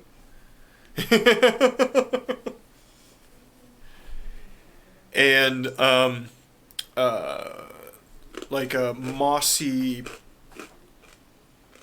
potato thing that happens as well. But you're given some of all of the things by servers. I go for the potatoes first. Uh-huh. It's not potatoes. It's like a moss, but made like mashed potatoes. If you like, it's ground up real fine. Yeah. Added some stuff into it, and it's like a green mashed potato. It tastes pureed like spinach. seaweed. Yeah, it tastes like this spinach seaweed sort of situation, but with cream added into it. Mm-hmm. Yum yum. Mm-hmm. And the mushroom salad is actually incredible because they have defined different flavors of mushrooms, like really different flavors, and there's like a spice level to it that you can't quite figure out. Mm-hmm. And I will try the roast. Okay. I will not eat it. Tastes like ham. It tastes like a honeyed ham or something.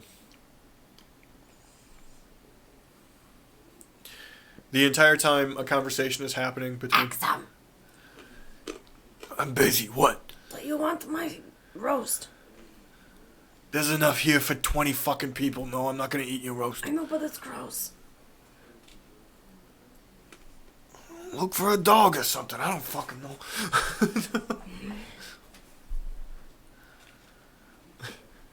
I'll just leave it on my plate. I'll cut a few more pieces and Yeah. kind of mush them around. Yeah.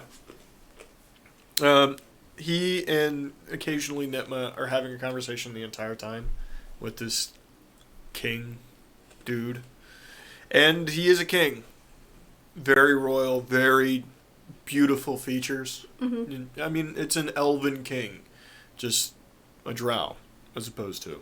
Mm-hmm. Roll perception or insight, whichever you would prefer. Okay. That is a very good roll. Very good roll. They are the same, so that is a 22.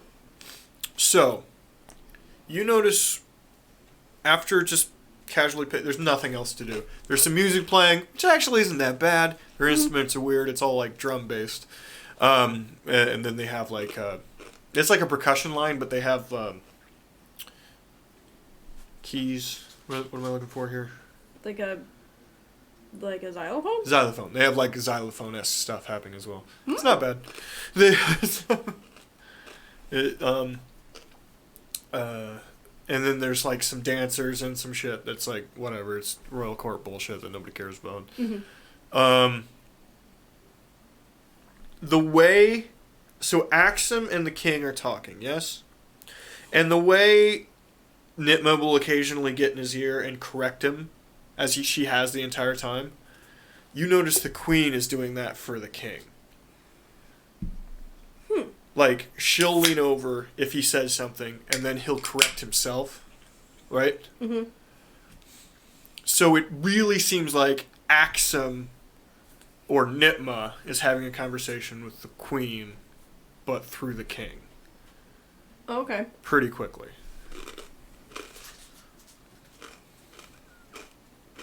You also notice that she sits in a slightly smaller chair. She has to dress very formal, rubied and, beautiful tones, a big-ass crown. Mm-hmm. She has to sit upright. She has to eat very slowly. Does she seem happy about it? She seems annoyed by the whole thing. What was your perception again? 22. 22. That's very good.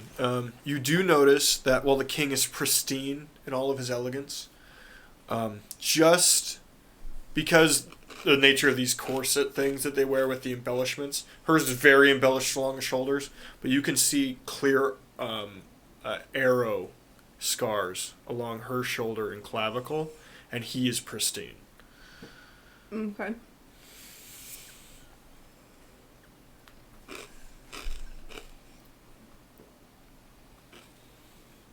Nitma, I know you're busy. Oh God, don't get me out of here, swear to God. The queen is a fighter. Yeah, the queen is a fucking terror. They call her the Black Blood up in Axum's Reg. The king gets credit for calling the shots, but the queen stands in front of the armies, if you know what I'm saying. Amalis Adala. Used to be her name anyway. These two only got married because they were about to kill each other in civil war. It's a tense conversation happening over here. Can I help at all? Actually, you can. I need a little bit of something. I need to drop a letter to the queen. I ain't got the sneak in me I used to. So I need you to go potty. Here's a map. Go party or go potty? Number 1, kid. Number 2. No, I mean, take a shit. I don't know. Fuck it. Go to the bathroom. Yes. Got it. Has to get up. They're gonna lead you away. You're gonna have to get out of it. Here is a basic map I figured out on the way here. I think I know where her room is, but you're gonna have to figure out the last little bit. Drop a letter. I've written it. It's for her eyes only. You know I want to know what it says. This is basic shit. I'll tell you later. I can't do it now.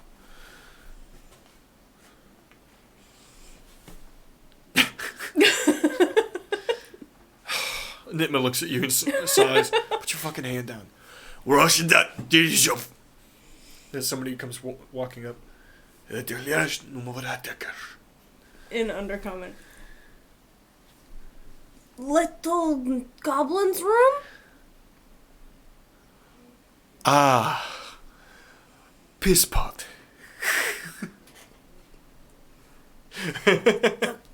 Corset is very constricting on the bladder.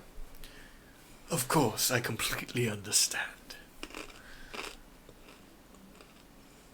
Right this way. My most noted guest.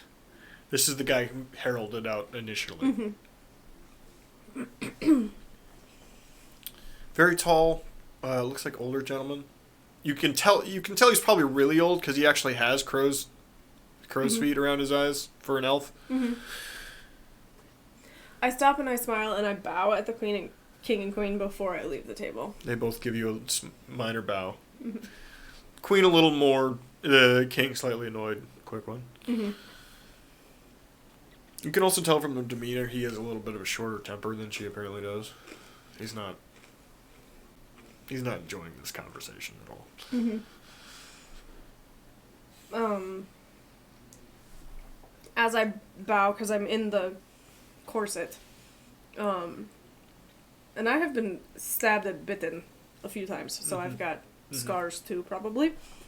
I'm going to try and do some kind of hand motion to just draw attention to them for the queen to notice, like, I too have been in these scars of battle. Okay. You do that. That's all. Just to try and get their attention. Okay. And then I'm gonna walk away. Following the herald. He takes you down a down a set of stairs, actually in the back that you didn't see initially. They're a little more hidden behind like drapery and stuff like that. And down a hallway, and there's a chamber. There's a restroom chamber. Mm-hmm. Shall I wait for the mistress? It is probably going to be a while, and I'm fairly I'm a vegetarian, and I tried the roast, so I think you would probably be better to go back to God, escort our humble guest back whenever she is ready and done powdering her nose. He stares at him. The guy sighs and then repeats it in his language. I'll see you upstairs. He starts to walk away. You're just bowing over and over again. like a bird getting water out of a little cup. Mm-hmm.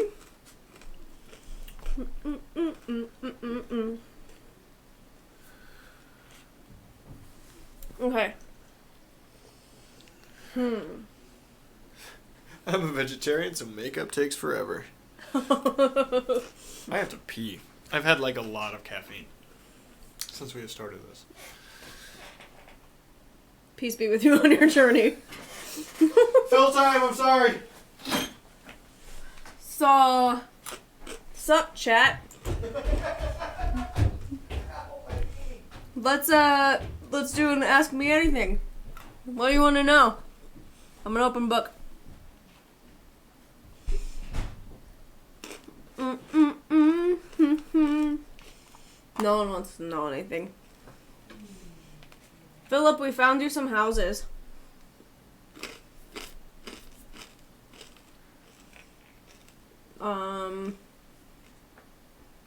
I was really bored at work today. Is that a Disney hat or just a weird swirl? It is a Disney hat. I bought it when my folks and I went to Disney. I'm currently wearing it to hide the fluorescent red that my hair is at this current moment. Fingers crossed it'll be better on Wednesday. I found you a couple houses actually, Philip. There are a few more that are on the Zillow that aren't up for sale yet because they're all pre-foreclosure. But there were two that were, I think, probably in your price range that were like 1 to 2 bedrooms that were very clearly flipped houses, and so all the work has already been done on them. And then there was one relatively nice one not far from here that with some negotiation could probably get the price down by like 10, 15,000 maybe. So we can send you links if you like. What's up? I'm telling Philip about the houses that we found him. Yes. That's a Disney hat. I told him that. Yeah. Okay. I'm back. Sorry. Too much caffeine. I don't like the red wine as much as I liked the white. The red's not as good. Ah, you are a white woman. I don't... sometimes. Zoning's not as big a deal. Here, it's just property tax in general is quite high in the city of Lincoln. And it's getting worse all the goddamn time. They keep coming, like, every year or two and reassessing the houses, and then our property taxes go up more. Yeah. Crazy how every single house is worth more all of a sudden. I've owned my house for, I want to say, 3-4 years now, maybe. And every single year it has gone up to the point where my house has increased in value by like $16,000 in the past 3 years. Ours has gone ridiculous. Ours has gone up 30 since we bought it 5 years ago. Now it was originally assessed at 40, and we argued the city about it, and they went down 10. Yeah. I mean, it'll be great when I sell it. if it's actually worth that much, and maybe I'll make some money on it, but... You should make some money on it. You did a bunch of fucking work in it. It's Never true. mind. All right. I did indeed. So you're in the bathroom now. Mm-hmm. It's a group chamber situation. Mhm. So there's individual stalls, but can't smell great in here. Mm-hmm. That's alright. I don't mind smells. And it's elf-sized poopers as well. Ew. Not Bagby-sized. Ew. Not the plastic koala face next to inside the bathroom.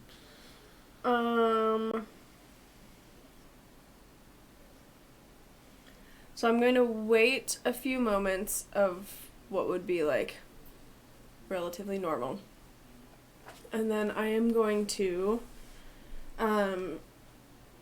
cast my minor illusion cantrip Mm-hmm. that can create a sound or an image. So I'm going to create... What sound would you like to Yeah, I'm going to create a sound mimicking the herald's voice calling for the guard to come. Ah, I thought you were going to do diarrhea No! sounds. I'm mimicking the herald's voice calling for the guard to come. Come quickly, I need your aid.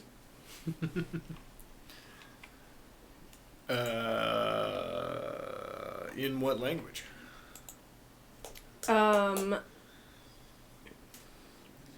Because the guard clearly didn't understand Undercommon when he tried to use it before. Right. And I don't speak the other language, so I'm not going to... Fuck. Instead, I will create... I didn't think about the language aspect. I will create a sound that sounds like, a bunch of plates being dropped. So a loud crashing sound from away, 30 feet away. Okay. Outside the door, yes. Mhm. Okay. You do that.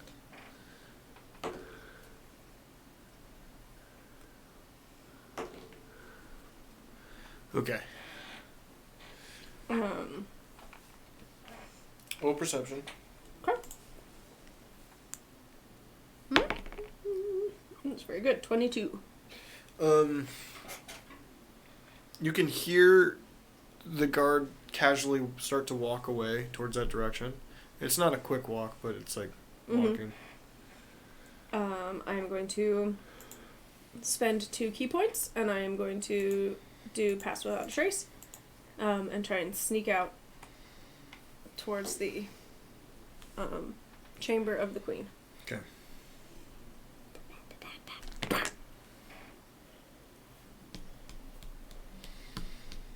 31. Okay. Yes. You are incredibly stealthy. So this random map that she put together isn't really a map. It's like a list of directions, kind of. Mm-hmm. So go ahead and roll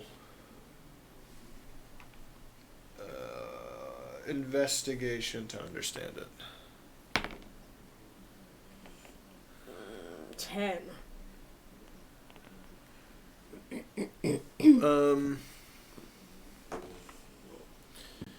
You understand right away that it's based on where your room started from. So where you're at right now, it won't help you. Okay.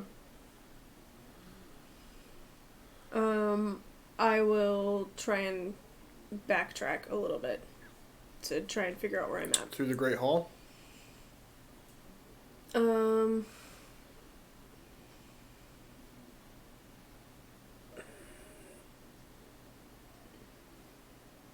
want to go through. You could go the other way down the hallway. Yeah. Okay. You go down that hallway and you come to a T-junction. Roll survival. 17. Okay. This is one of the hallways that led you to the Great Hall. Okay. And you do know where you are at. Okay. You are able to now follow the directions, and they lead you back a bit and up a set of stairs. The directions actually go a little farther than makes sense, because she wasn't down this way. But you go up this set of stairs, and then it's the double stairs at the top. So you go up another set, and it tells you to go to the north. It tells you to go right. Is what it would do. You go right. You head that way, and it says towards the end of the hallway ? Okay. I will go down the hallway. I will get all the way to the end. Okay. Roll perception going down there. 17. All the doors are few and far between down this hallway. And you've had to pass a lot of guards coming here, but they don't seem to notice you because of the nature of what you're doing. The doors are fewer and far between, and they're very large doors, all of them. Very grandiose. The hallways are filled with elaborate murals and tapestries of different assortments.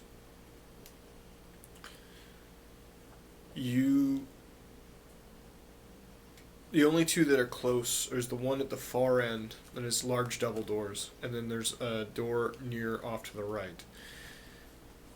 You get the impression one of these is important. Just because of the nature of the amount of guards you've had to pass on the way here. I would likely try the double doors first. Okay. It is unlocked. I will, as quietly as I can, open and kind of peek in. Roll strength check. Strength save.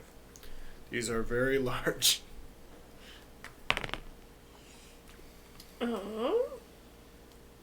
18. Okay. Yeah, you're able to push it open. You don't need a lot of space. So you're able to push it open.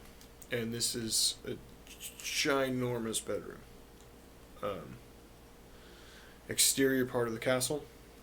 You can see a balcony out across. A very, very large bed with very ornate structure to it. What could be a fireplace, but it looks more like a furnace of sorts. Large bookshelves and scroll shelves along the walls. Is there an armoire for, like, clothes and such? There are a couple of large wardrobes attached to it. No, there is no makeup mirrors or anything like that in here, however. Okay. I would make my way in and check one of the wardrobes to see if it's dresses or like female clothing or male clothing. Well, while women don't wear dresses, there are no corsets of any kind or jeweled accessories in here. And all of the boots are of a flat-soled nature. Okay. So I would make my way out into the other door, assuming that this is the king's room instead. This is a single set of single door. This room is smaller and completely detached from the other one. It also has a large bed, ornate, couple of wardrobes, a makeup desk, and another desk set up in the corner. This one's more cluttered. There's a lot of open space in the other one. This one's more cluttered with bookshelves, scrolls, desks, places to sit, wardrobes. It's a smaller room, but there's also just way more stuff in it. I'm going to make my way over to the other desk, not the makeup desk. Right. I would like to see what is on that desk. Okay. Well, you can't read anything of anything on it. Okay. Like, you just can't read it. Because it's not written in. Yeah. Yeah. But you can roll investigation to try to surmise what might be there. Mm-hmm. Ooh, that is a natural 19, so 22. 22. A lot of these scrolls are itemized lists of some nature. You can only tell because of the... well, you don't understand all the numbers. You do understand some of the numbers they're using. And they're very large numbers of whatever these itemized lists are.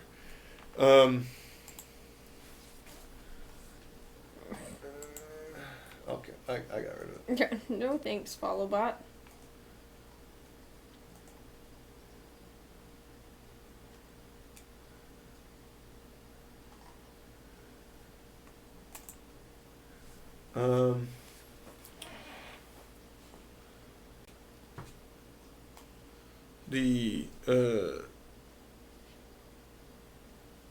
There's also collections of maps, old tunnels, and stuff like that.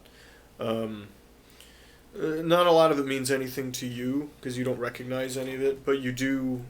The large numbers in the itemized lists do look like they could either be trade shipments or troop movements or troop numbers. Could be one of the two. Mm-hmm. You do recognize a formal opened letter written in it's written in their language, but it has the seal of Krasden on it that is open and sitting on the desk. Okay. I'm gonna take the letter that Nitma gave me. Mm-hmm. And instead of putting it on the desk because I'm afraid that it will get lost in the clutter, I'm gonna put it directly on the pillow of the bed. Okay. And then I'm going to make my way stealthily back. Okay, we'll stealth again. I have no worries about you, but... Well, pass without a trace certainly helps. Mm-hmm. 26. Good. Yeah, you're able to make your way back out. Back to the potty. And I'm gonna go back in the potty room. Uh-huh. They don't have flushable potties, I'm guessing. No. So, They're water-slicked drains that lead somewhere. mm-hmm. And then I will make a grand entrance out of the potty. Hello, world. I poop.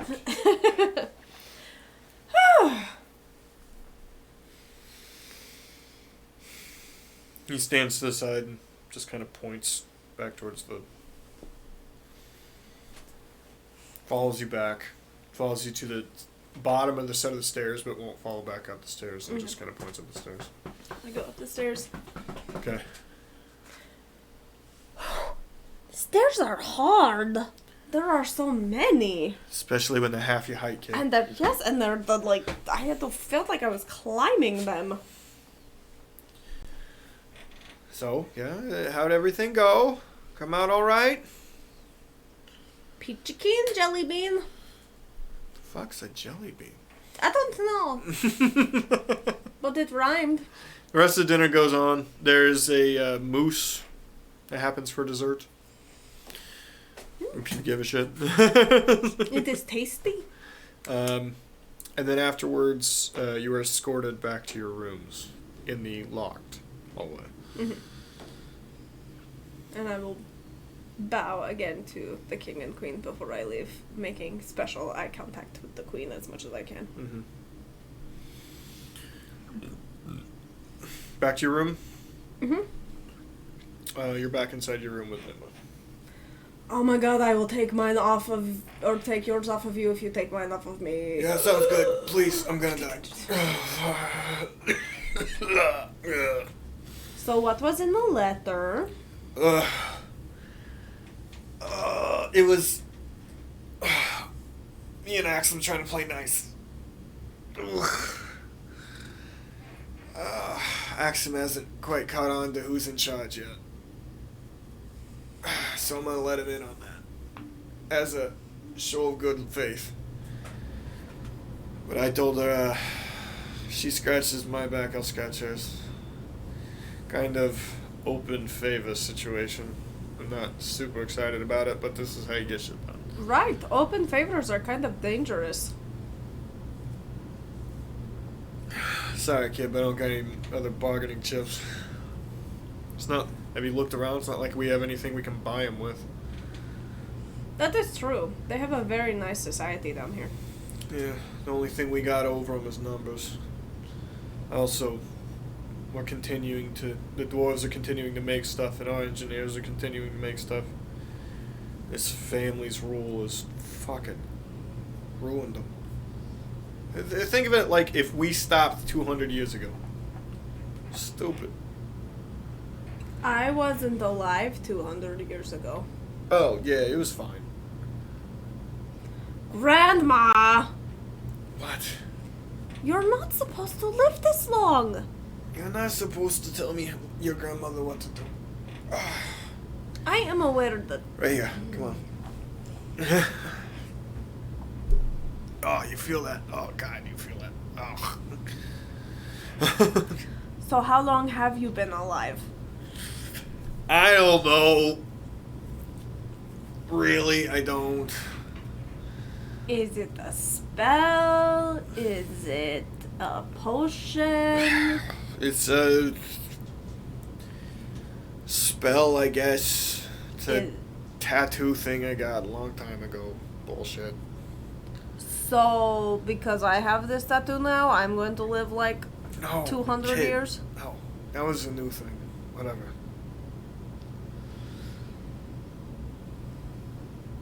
Ugh. This is a deal I made a long time before you were even... Before your actual grandmother was ever twinkling in her fucking eye. You're not my actual grandma? Well, I mean, yeah, if you want to add a shitload of words in front of it. Who do you think started our family, kid? Why do we think our family has never left the surface? Because the matriarch has always said we don't leave the surface. Oh, by the way, you tell anybody this, I'll kick your ass out. No, of course.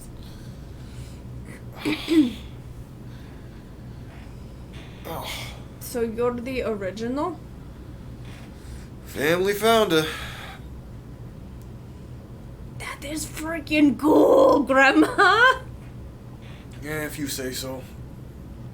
So are you like immortal and you can't die? Or can you... Oh, no, I could die. Oh, God. Just a pinprick and I fall down a set of stairs or something. I'm a very old woman. Ugh. I'm gonna start like rubbing lotion on her hands. I see what you're doing here and I'm not gonna stop you. You don't have to. I will take care of you, Grandma. Yeah, well, Grandma needs it. Ugh. I'm losing the shoes. You're what? I'm losing the shoes. Careful, Oh, there's a hell smell. yeah. There's a No, smell. I've already taken mine off. So now we just gotta sit here and wait. No sleep tonight, sorry, kid. Grandma, Yeah. Lyra says you're not a good person. Lyra has a very specific view of of the world, and she's not wrong. Okay, she's not right either. I think of you more as somebody who... You do what needs to be done for the greater good, regardless of whether or not that might hurt some people. It's very sweet of you, kid. As long as I've been alive, the greater good isn't really a concept. I do what I have to do to keep the city in peace. To keep the wars at bay, and to keep us moving forward and prosperous. There is no good, there is no bad, there is just forward movement. That's it. Morality is an idea for people who live a short amount of time. Everything else is just necessary. And Lyra, she's sweet, but she's, kind of a goody-goody. I think she probably blames you and the others for what happened. Yeah, well, I blame us too.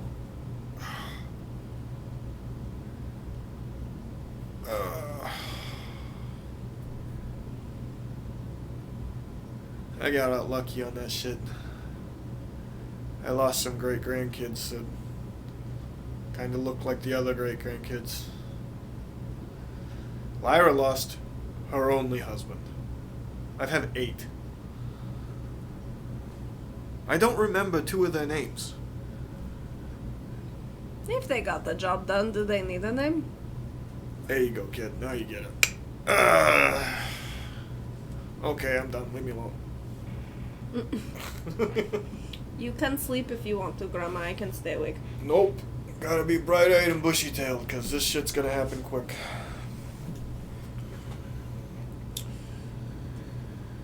Just a heads up, I kind of know how this is gonna go. How is this going to go? We'll go on a murder in here in a bit. We're going murdering? Yeah. Who are we killing? You ever committed regicide, kid? Are you going to kill Axum? Regicide is royal. Oh! Are you going to kill the king? Well, not guaranteed, but... I mean, if I had to guess...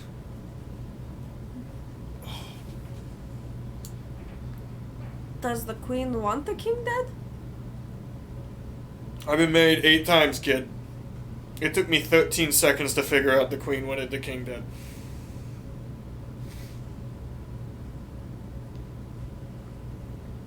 What happens if he dies? Does she get to rule, or is it a patriarchal society where she'll kind of get pushed aside and... Kid, not my problem. No, but see, I think she is the real powerhouse. And if we kill the king and it turns into something where she just becomes, like, queen regent and they put another dumbass on the throne because it has to be a man, which is bullshit, by the way, then we're not really helping the situation. Okay, here's some facts. She's in charge of the military. That's not even an argument here. Right. I saw the military documents on her desk. So worst case scenario, they have a bit of a coup and they infight for a couple 100 years. That means they're out of our hair and not usable by Axum. Best case scenario, she's incredibly indebted to us, takes over immediately, and we've got an entire army of drow at our disposal. This seems win-win. There is no bad way. This seems win-win, yep. By the way, I saw a letter from Krasden on her desk. It was written in their language, so I couldn't read it. But just so you know, I don't know if you sent it, maybe because you clearly speak the language better than Axum does. But somebody from Krasden sent them a letter. I bet it was Axum. If I had to guess, he had to set this up somehow. Just wanted you to know in case it was someone else. A couple hours go by. Mm-hmm. And there's a small knock at the door. Alright, showtime, kid. I go answer it. The door pushes open a crack and a hooded figure steps into the room. Tall. Tall. Door shuts. The person takes the hood off and it is the queen. Mm-hmm. I bow. Stop. I don't know what We the don't have the procedure time. is. Okay. My great-grandfather spoke of you. You're very well regarded in certain circles. Yes, thank you. So am I killing your husband, or what's going on with that? No, you're killing my lover. My husband is an idiot. I can do with him whatever I want, and have, and will continue to. So every time somebody walks by and thinks of killing the monarch, they go after him. He's been poisoned 4 times, the fucking idiot just won't die. But I don't care. He's recently, despite his stupidity, come into evidence that I am not interested in. I need the end of that trail disposed of. We don't need leverage. Alright, fine. Who the fuck is it?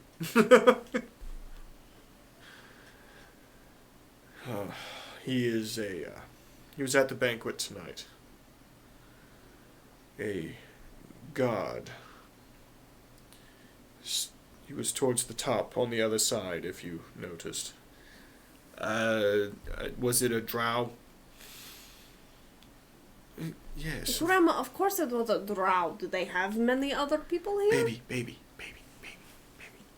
Shh. I'm just saying, that was kind of a dumb question.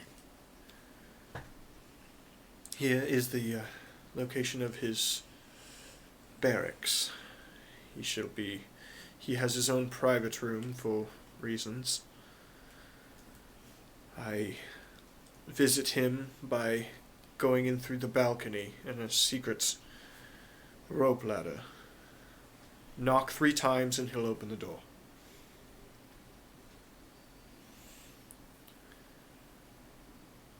If this could look accidental, it would be best. And when this is over, you and me are friends. Yes. The Drow Empire will be forever indebted to Krasden. I'm more thinking like me personally, but sure. Yes. Fantastic. She sneaks back out. Alright, kiddo, come on. You don't got like any poison or any shit on you, do you? Cause I don't got nothing. I pretty much punch people to death. Okay. Well, according to this, it's 3rd floor, so we'll go with that.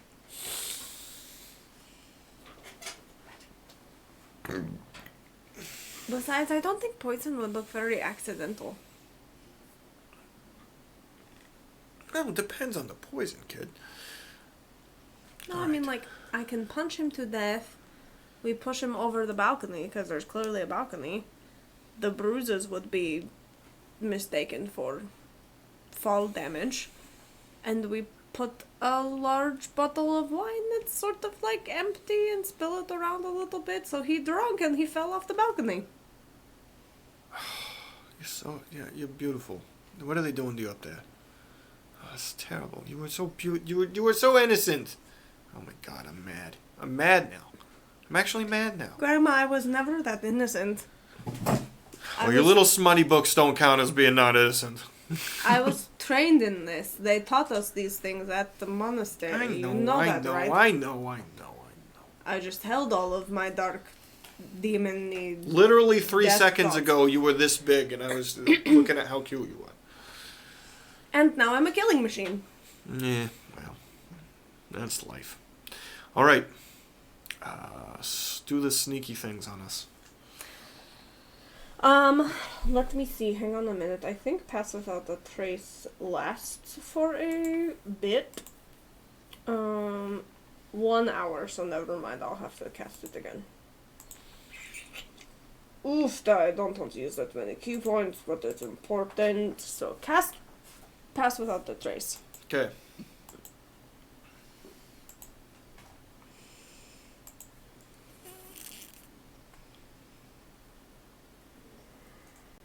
Okay. Okay. How much does it get? Plus 10. Okay. That is very good.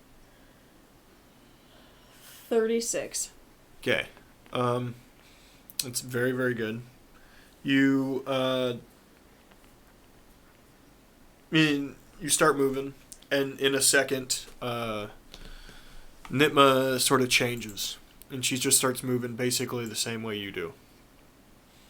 She's no longer this old woman kind of hobbling around with a cane. She's in full stealth mode, moving as if there's never been an ache in her body.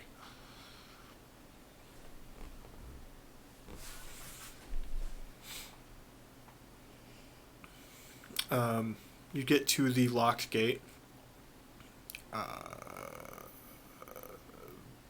but it's irrelevant because you're both so small. You just go through the bars.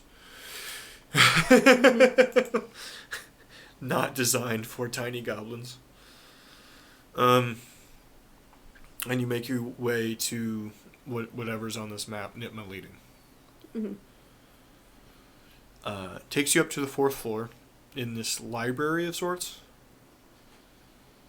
And you pass guards and whatnot. At this point, it's fairly late, and most people are asleep.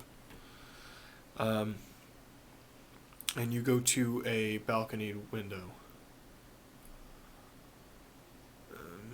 Alright, look around, kid. We gotta find this fucking ladder. I will look around. 15. Yeah, after looking, hidden in the back of, like, this planter of sorts with all these different mushrooms and small ferns and stuff like that. It's, like, folded up into the back, you can see. It's over there. Okay. You go first. Roll athletics. Acrobatics? You can roll acrobatics, that's fine. Good.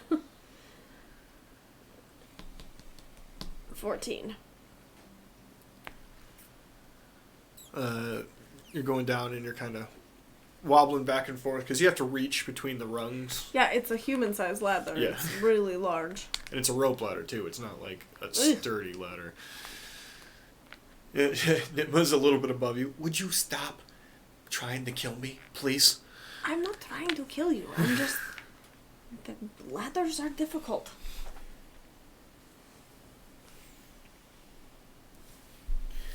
You both get down to the bottom. All right. Do you want to knock or you want a surprise? I mean, I think if we knock and he opens the door, he's going to be pretty surprised. Yeah, but somebody's got to do that. And somebody's got to... I'm gonna do it. Okay, I'll knock. Ready? I'm gonna climb up on her shoulders. Why? Because then I am in with head striking mode. What are you... Get off Now I am tall enough to hit him on the head. Oh, I am old lady. This is not okay. You were moving fine. You suck. She knocks 3 times. And you hear a latch from this balcony door sort of unlatch. And you hear something in the other language, but in like a baby speak sort of fashion, you know what I mean? He pokes his head out. Okay, roll to hit.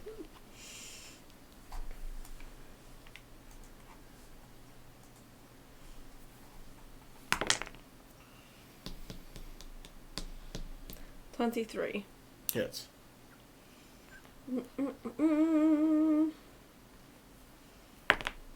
7 points of damage. Okay.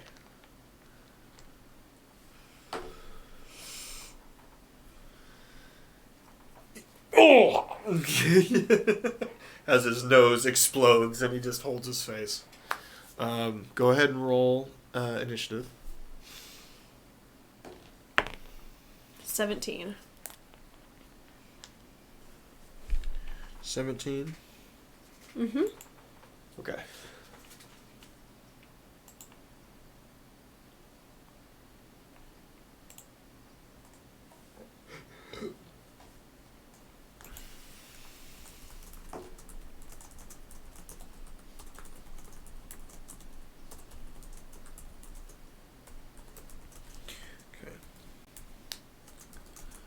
You're up. Okay. Well, first Nitma goes, go, get him. Okay.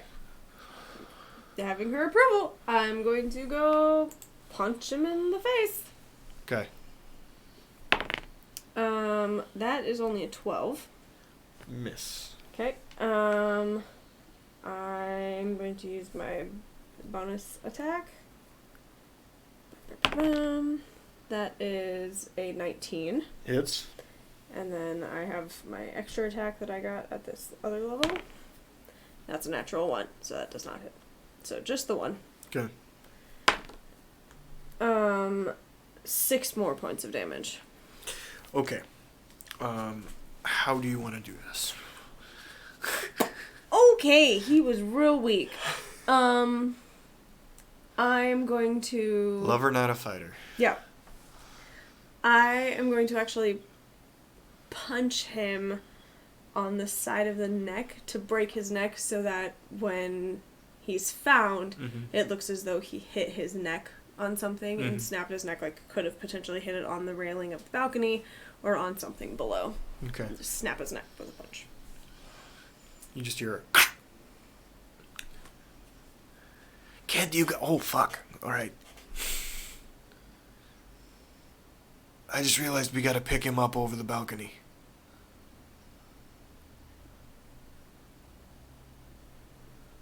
Do you have a series of pulleys somewhere on you? I don't have pulleys, but I do have 50 feet of rope. They're not as good without the pulleys. Alright. You get under one arm, I'll get under the other one. Roll strength. Ooh, Nitma did terribly. This is just a straight strength check, not a saving throw, so this is an 18. You're moving him a little bit, but Nitma is basically pretending to help. You're doing a great job, kid. You're doing a great job. Okay, but I'm going to actually need your help to, like, hoist him over. I've got my sciatica is kind of acting up. Just try! God damn it. All right. 20. Okay. You're doing almost all of the work here, but she is... old lady. I'm an old lady. All of a sudden, it's just the right tipping of weight. All right, up the ladder. Go. Acrobatics. 17. Go. She's behind you. Don't leave me. Don't leave me. Pull up the ladder. And I hide it. She kind of looks out over the balcony to see what happened. Do you do the same? Mm-hmm. Okay. Roll perception.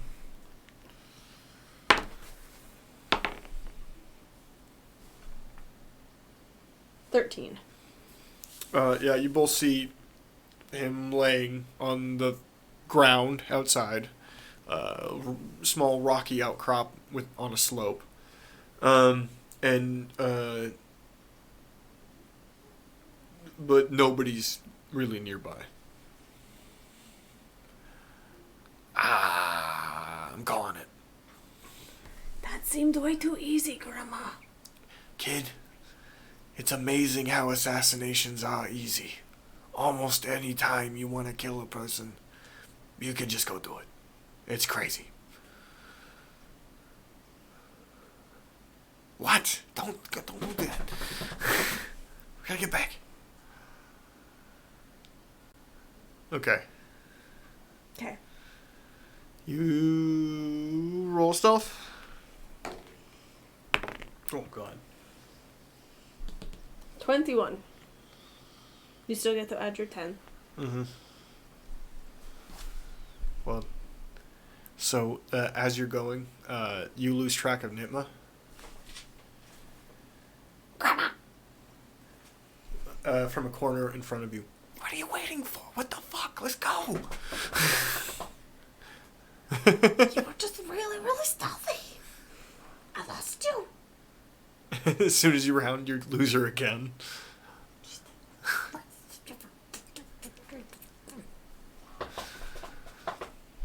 Okay. Mm-hmm. You get back to your room. She's already inside.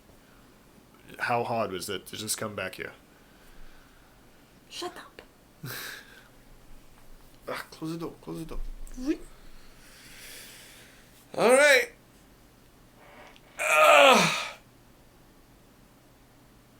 What? You're really not weirded out by how easy that was? We were asked to do a thing. We did the thing exactly as instructed. Everything else is not against us. Even if that dude was the wrong dude, we went to the place she told us to, did the knock, killed the guy. Done. I feel weird. Why? Like it should have been. She's fluffing the pillow that said she was going to sleep on.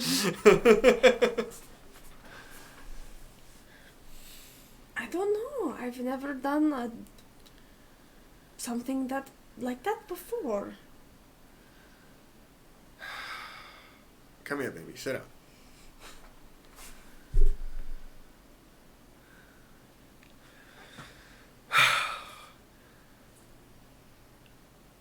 You know when I explained how this stuff could turn out? And you said, hey, it sounds like a win-win. Mm-hmm. There's no such thing as a win-win. Krasden will win no matter what. Axum will win no matter what. But we lose a little bit, okay? That's the job. It felt easy because it was. Because we're stronger and we're faster and we're better. That guy has probably been in battle and probably killed somebody. Can you imagine how weak that motherfucker was? But I'm not concerned for the morality of any of it. We do what we have to do to survive, and we do what we have to do to make sure that our city survives. But if he was that easy to kill, why didn't she just do it? That's the secret of rich, pompous people. They don't do anything for themselves. Why do you think somebody hired someone else to come try to kill you? And why do you think you and me are living on turnips underneath a fishing city, smelling like salmon, and making sure that an alliance with the drow happens by throwing some schmuck off of a balcony? There's a difference. Rich, poor, none of that matters. Old, new, none of that matters. There's a lot of people who don't do shit, and a little bit who do. Be that second one. Now get some fucking sleep.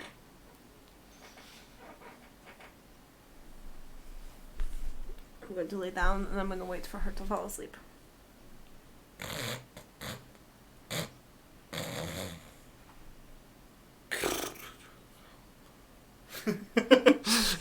It was instant. She's got the old person talent where they just lay down and then that's it. They're asleep now. Mm-hmm. I'm going to go through her bags Okay. and see if she has any letters, just see what she has. Okay.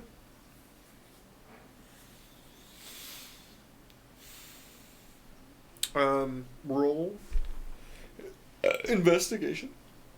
Well, it'd probably be more stealth than investigation, wouldn't it? 18. And you still have pass without a trace on you. So 28. And she rolled terribly in perception, and it's already at disadvantage, so it doesn't matter. I rolled a 2, I'm not going to bother rolling again.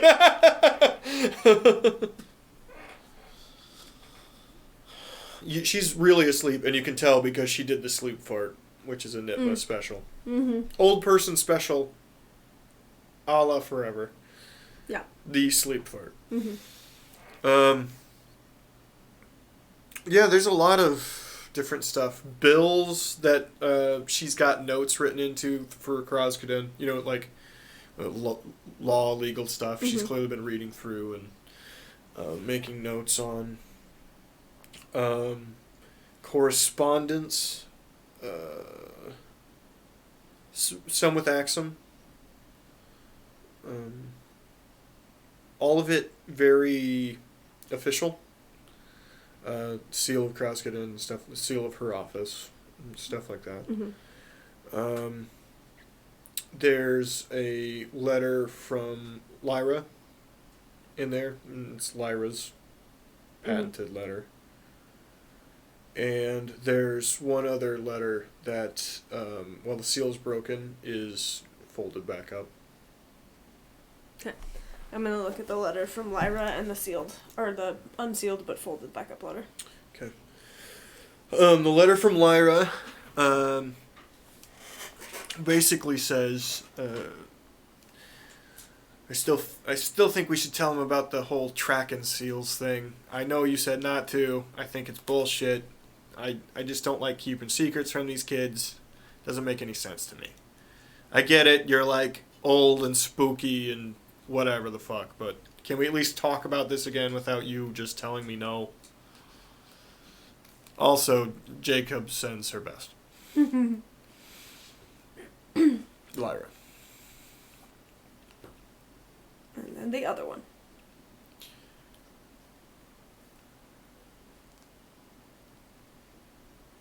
You've always been nice to me, and I'm not sure why, but I don't want you to send the money anymore. I don't need it. I've got to find a job. Leave me alone.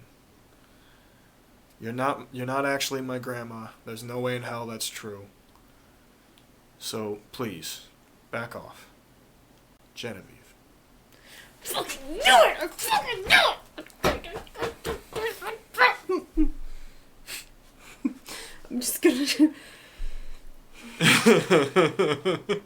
I'm gonna take out my book. I'm gonna copy it down into my book. Mm-hmm. Everything that is on there. I'm going to fold it back up and put everything back neatly where it was. Mm-hmm. And I'm going to stay awake and watch the door Okay. for as long as I can. Well, you get a short rest then for the evening. You're not going to get a long rest, but Yep. you do get a short rest. It's fine. She'll also, technically I'll take a point of exhaustion for not Yep. resting, and Yes. that's fine.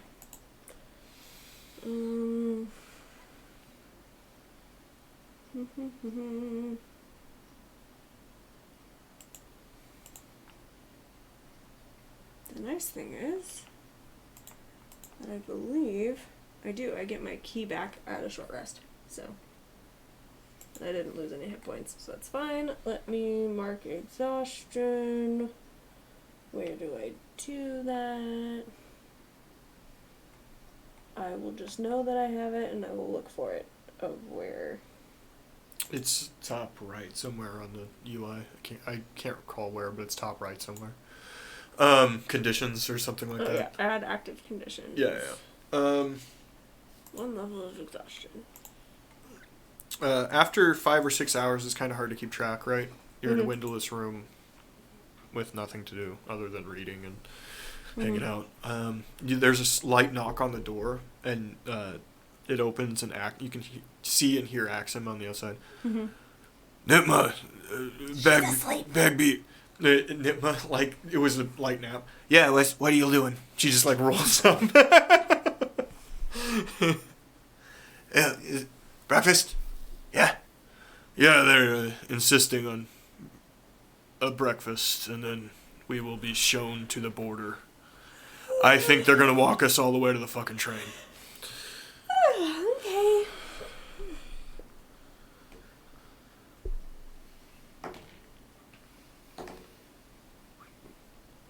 You look like hell. What the fuck? They didn't sleep very well. My bed is nice. Shit, I gotta figure out what they do for the padding. How's your hip? Yeah, it's kind of fucky. Do we have to wear the corsets to breakfast? No. Wear your armor. Come on. Thank the Lord. Okay. I didn't fucking change last night. I don't know what you guys did. Trying to be respectful of the culture. Your fucking grandma. It So- leads you back out to, not the Great Hall, but you have to cross through the Great Hall. It's into a small little dining off kitchen situation. Long table again. But the queen is there, the king is not. And the herald from last night is as well. Mm-hmm. There's a collection of eggs and mushrooms and like a cream sort of porridge thing. I'll take some of them. I'll take all of it.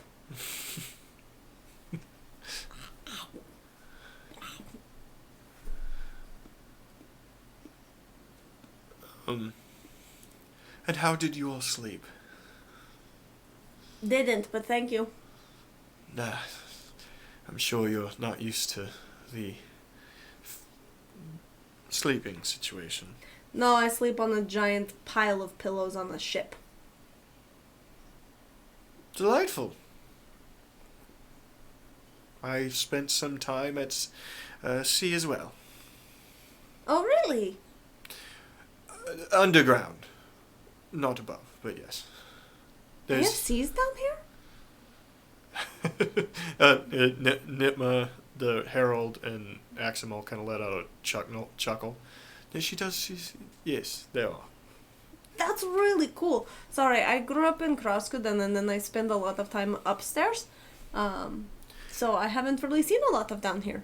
Ah, you're one of the surface ones. Mm-hmm. I have only heard, and I've only been to Krasden 2 times, and I've heard of your guild. Would that family? It's a family thing. Ah, family. Family responsibilities. Yes. I feel for you. Why?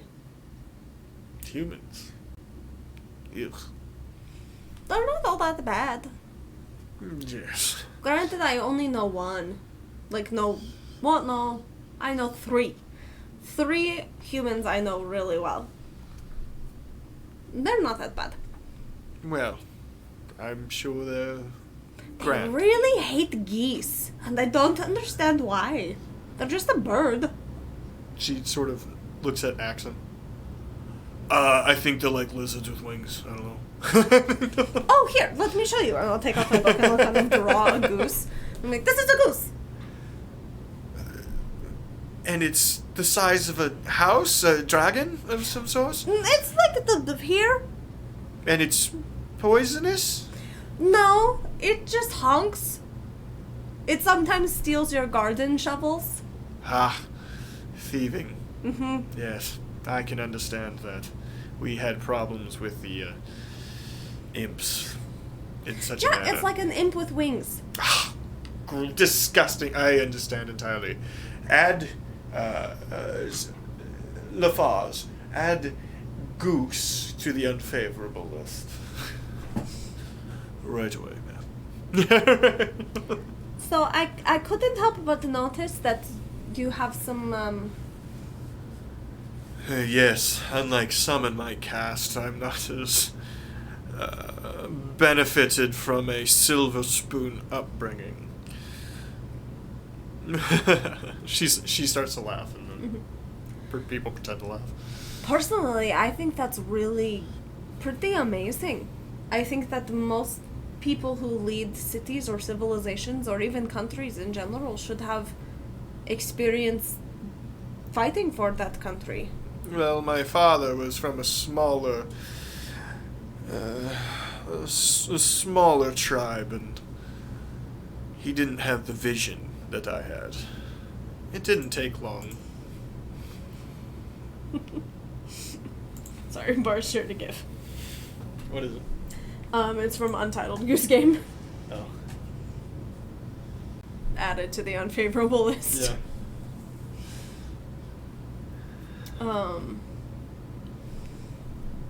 I completely agree. Well, it's often the fairer gender that does the most work, yes? Girl, you said that. I must forgive my husband for not showing this morning. He was rather irritated at some news. What news? Something he had been looking into had hit a bit of a dead end. Oh, that's unfortunate. It's never fun when you're doing research and things don't pan out the way that you hope they will. One door closes. Another one opens. That is something that my religious friends say. Or if you're out of doors.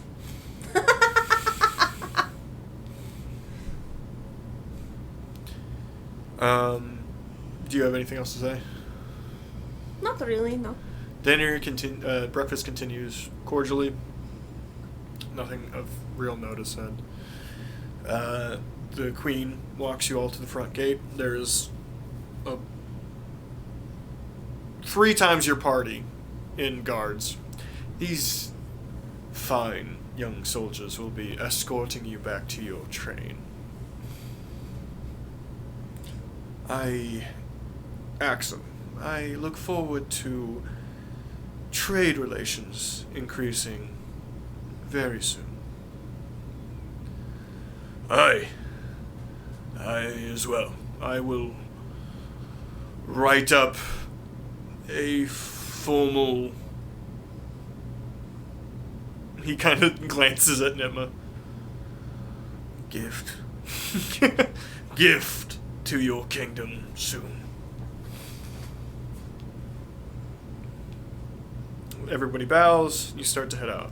Thank you for your hospitality. You have a lovely home. Oh, thank you. I know. She walks back inside. A bit of a glow about her. Mm-hmm. That woman, and I think I'm scary. That woman would cut your fucking face off. Oh, she's terrifying. Jesus Christ. I don't know what the hell you guys did to make her like me, and I don't ever want to know, except I do if we get some drinks. You I really don't, do. though. You No, really don't, I mean, though. I think I do. No, I don't think you do want to know. I don't think it's what you really want. This argument continues for some time. And those guards never leave your side, by the way. The new ones, they walk you all the way back. Mm-hmm. A lot of the stuff that you brought with you, you notice that there's not as many crates in the cargo anymore. Mm-hmm. Clearly, there had already been a bit of a present that happened. And it takes you a few hours. You get back to the train. Now, this time that instead of 2 wannabe salesmen, there's about a half dozen wannabe salesmen. Do they have anything interesting? A lot of them are. It's all rural ag goods. So it's like a lot of the mushrooms and the weird blue eggs you had earlier in the morning, and they're just they're farmers trying to sell their shit that live near there. I will buy a dozen of the blue eggs and a handful of the mushrooms for Nitma to take back to Porkums from me. There's a bit of a negotiation with one of the guards that kind of speaks Undercommon. Mm-hmm. And there's also a bit of he has to convince them that the money you have is real money. I'm holding out like gold in my hands. Like it is literally gold. Like, look at it. It's gold. And so 2 gold, and you're able to put together, we'll say, 5 meals worth of kind of whatever you want from these guys. Okay. Okay? Mm-hmm. With those yummy mushrooms that all taste like different crazy shit. Mm-hmm. Yeah. Load back up, start moving on the spoopy train. So what are you gonna do, kiddo, when you get back? You coming home? I suppose I should probably go back with everyone else, yeah? There's no way in hell Axum's gonna leave that camp. Not permanently, anyway. He'll come back for meetings, and that's about it. When does he plan to do the, He can't get... For all of his bluster, he's gotta get enough people in the council to agree to him. He's gotten troops here for his arguments about the fights in the deep roads and his talk about getting the drows on his side. That's how he got that camp. But invading upstairs, that's a different argument entirely. Do you think that we could help with the raids that are happening? Push them back a little bit? That's the shit of it. We can't predict them. They just keep happening in random ass places. They're being led by some abyssals. Demon fuckers, right? Mm-hmm. They just kind of pop up out of nowhere in the deep roads. Old unused caves and shit. Attacking randomly. It's not even like strategic positions. It's just like guard groups of farmers or miners and shit. They pop in, they kick the crap out of a bunch of people, they leave.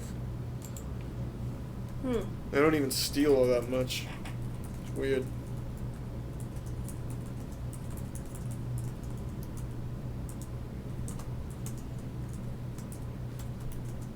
Kind of makes me think it's all bullshit, but you can't convince Axum or dolls any differently.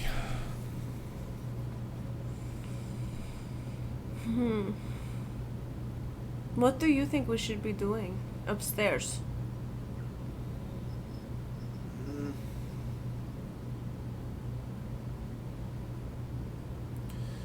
I like the idea of getting to the bottom of this thing down here, but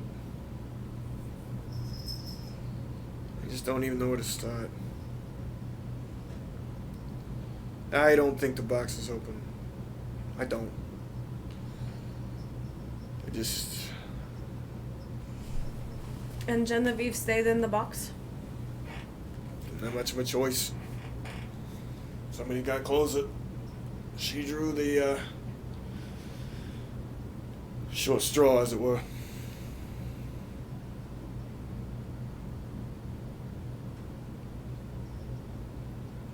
Insight check.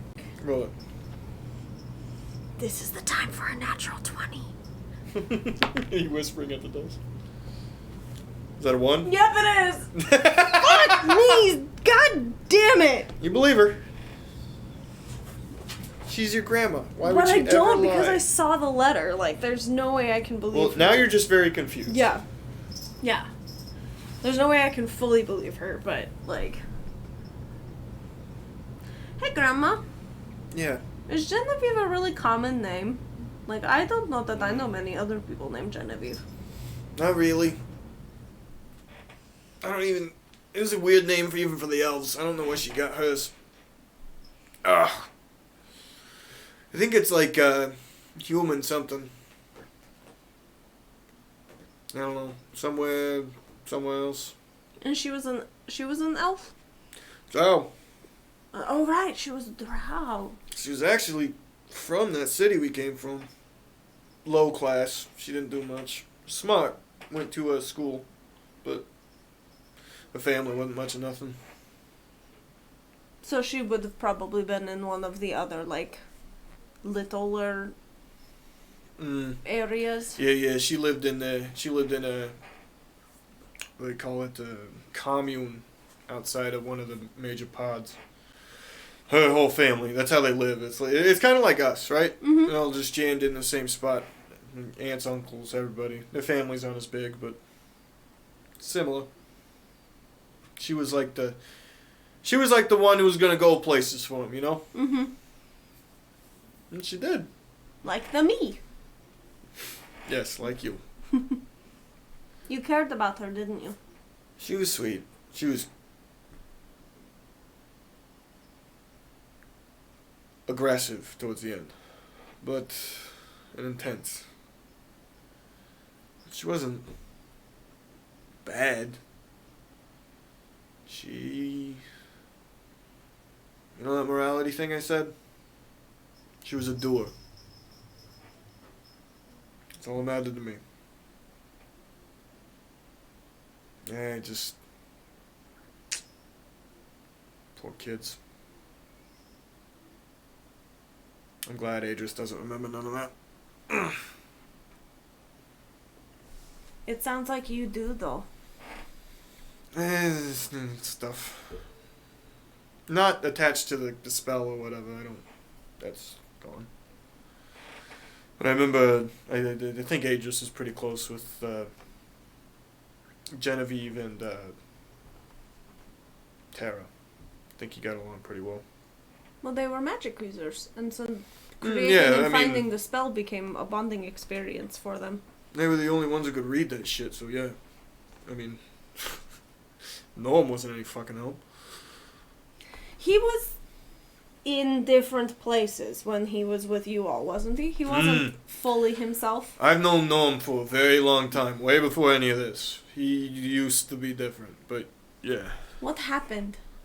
he fucked up bad. I mean, I don't know the full story, but he caused some bad shit. That's why he's on the outs with the elves. And he cut that shit up like a steak. Do you think...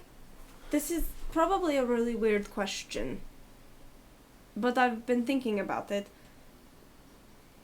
If he caused a lot of bad things and then he did something to split himself, in a way, do you think parts of him could be good and parts of him could be bad? It's possible. I know the part that's here is harmless. Right. But I worry about the other parts. Yeah, I've had that thought too. No one keeps saying there's no way. Well, when you can get him lucid. I was going to say, was it Norm as we know him, or was it Norm when he's sitting on his porcelain throne? Ah, you seen that thing, yeah? It's weird. Yeah, you got that's the same shit that the thrones are made of downstairs. Mm-hmm. It's deep ore of some shit. I don't know. Dwarves could probably tell you. Mm-hmm. And when he's on that, are all of the pieces of him back in... No, he's got. I think they have to be in the house on the seat too. There's that seat is in all of the places somehow, and so is his house. But not really. It's not. It doesn't make any fucking sense to me either. Just let's go with that.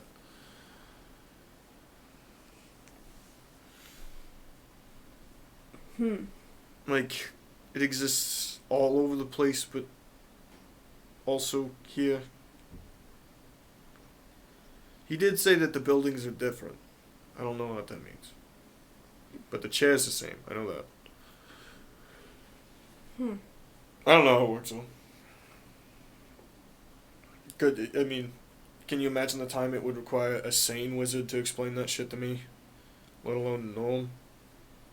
He just keeps offering you tacos. I love tacos. I didn't know tacos were a thing until Gnome existed, but I love tacos now. So They that's... are pretty good. Yeah. I don't know where it gets them. Probably another plane of existence, if he can pop between all of them. But I do worry about the split and what that did. And I can't talk to Ori about it because, it's his dad. That's complicated. No, I'm not going to dig into that. That's... All of my kids... I love you, sweetheart. I don't give a shit about most of your siblings and cousins. I gotta be honest with you. I am well past the point in which I feel attached to this family all that much. That's understandable. My kids died hundreds of years ago. At least So- I'm the favorite. Yes, you are the That's- favorite for this breath, baby. That's all that matters. As long as I'm alive, I'm the favorite. Axel mentioned, and I don't know how I actually feel about this, but Axel mentioned that up north some of the dwarves are, like, able to build body parts onto them. They're old school. They never stopped with the tinkering and the making shit. Those guys, they've got a full font volcano, if you can believe it. A natural pull from the plane of creation built in this fucking tag. Wow. Yeah. It's fucked them up too. They're crazy, but... But have we thought of maybe Coinda could get a new leg there? Baby, I don't want to owe those people a favor. I don't mean to break your heart. I have gold. They're dwarves. They have gold. I have a lot of gold. Baby, they're dwarves. They've got a lot of gold. I'm aware. I just was a thing that I thought about, that I have a lot of gold. No, you'd have to give them something I don't even want to know. Hell, I wouldn't even know. They'd have to tell you. Do you really want to go in blind in this situation? No. It I was mean- just a thought to help him. It's very sweet. Let's just get him books. A nice wooden leg. Take him for lunch or something. Whenever I'm back. We seem to be spending a long time in the Dinagard. Yeah. Without much direction or knowing what to do.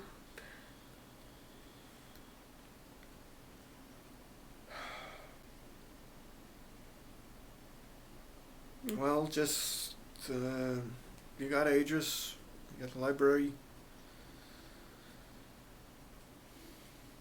Listen, kid, do your best.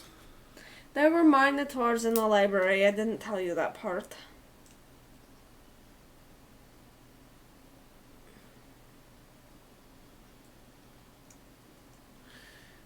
You know what that means, right? Minotaurs are servants of Baphomet.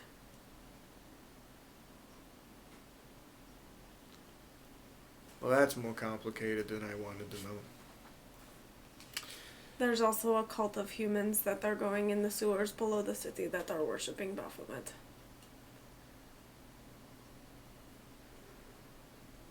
I'm pretty sure he's back, Grandma. Grandma's got a headache. Thank you very much for watching. Yay! This was fun. We'll be back Wednesday with normal Krasden, which you will be in. I'll be back. You'll be back? Yeah. We'll probably have to do a little bit at the beginning to actually get you back upstairs, but that's whatever. Yeah. And we could do like a truncated, because you're not going to do anything like... I'm not gonna fight anything Yeah, on yeah. my own between then and now. There's almost no way for that to happen. You're basically back on home turf the moment you got on that train. So, Thursday, of course, is Rick and Morty. We have you're still not here. 2 more weeks. We have 2 more weeks of Rick and Morty, and Sunday. Actually, this Sunday is the last episode of Tarwa, so tune in for that. Thank you very much for watching. Have an excellent evening. Yay! Woo! Fucking Genevieve!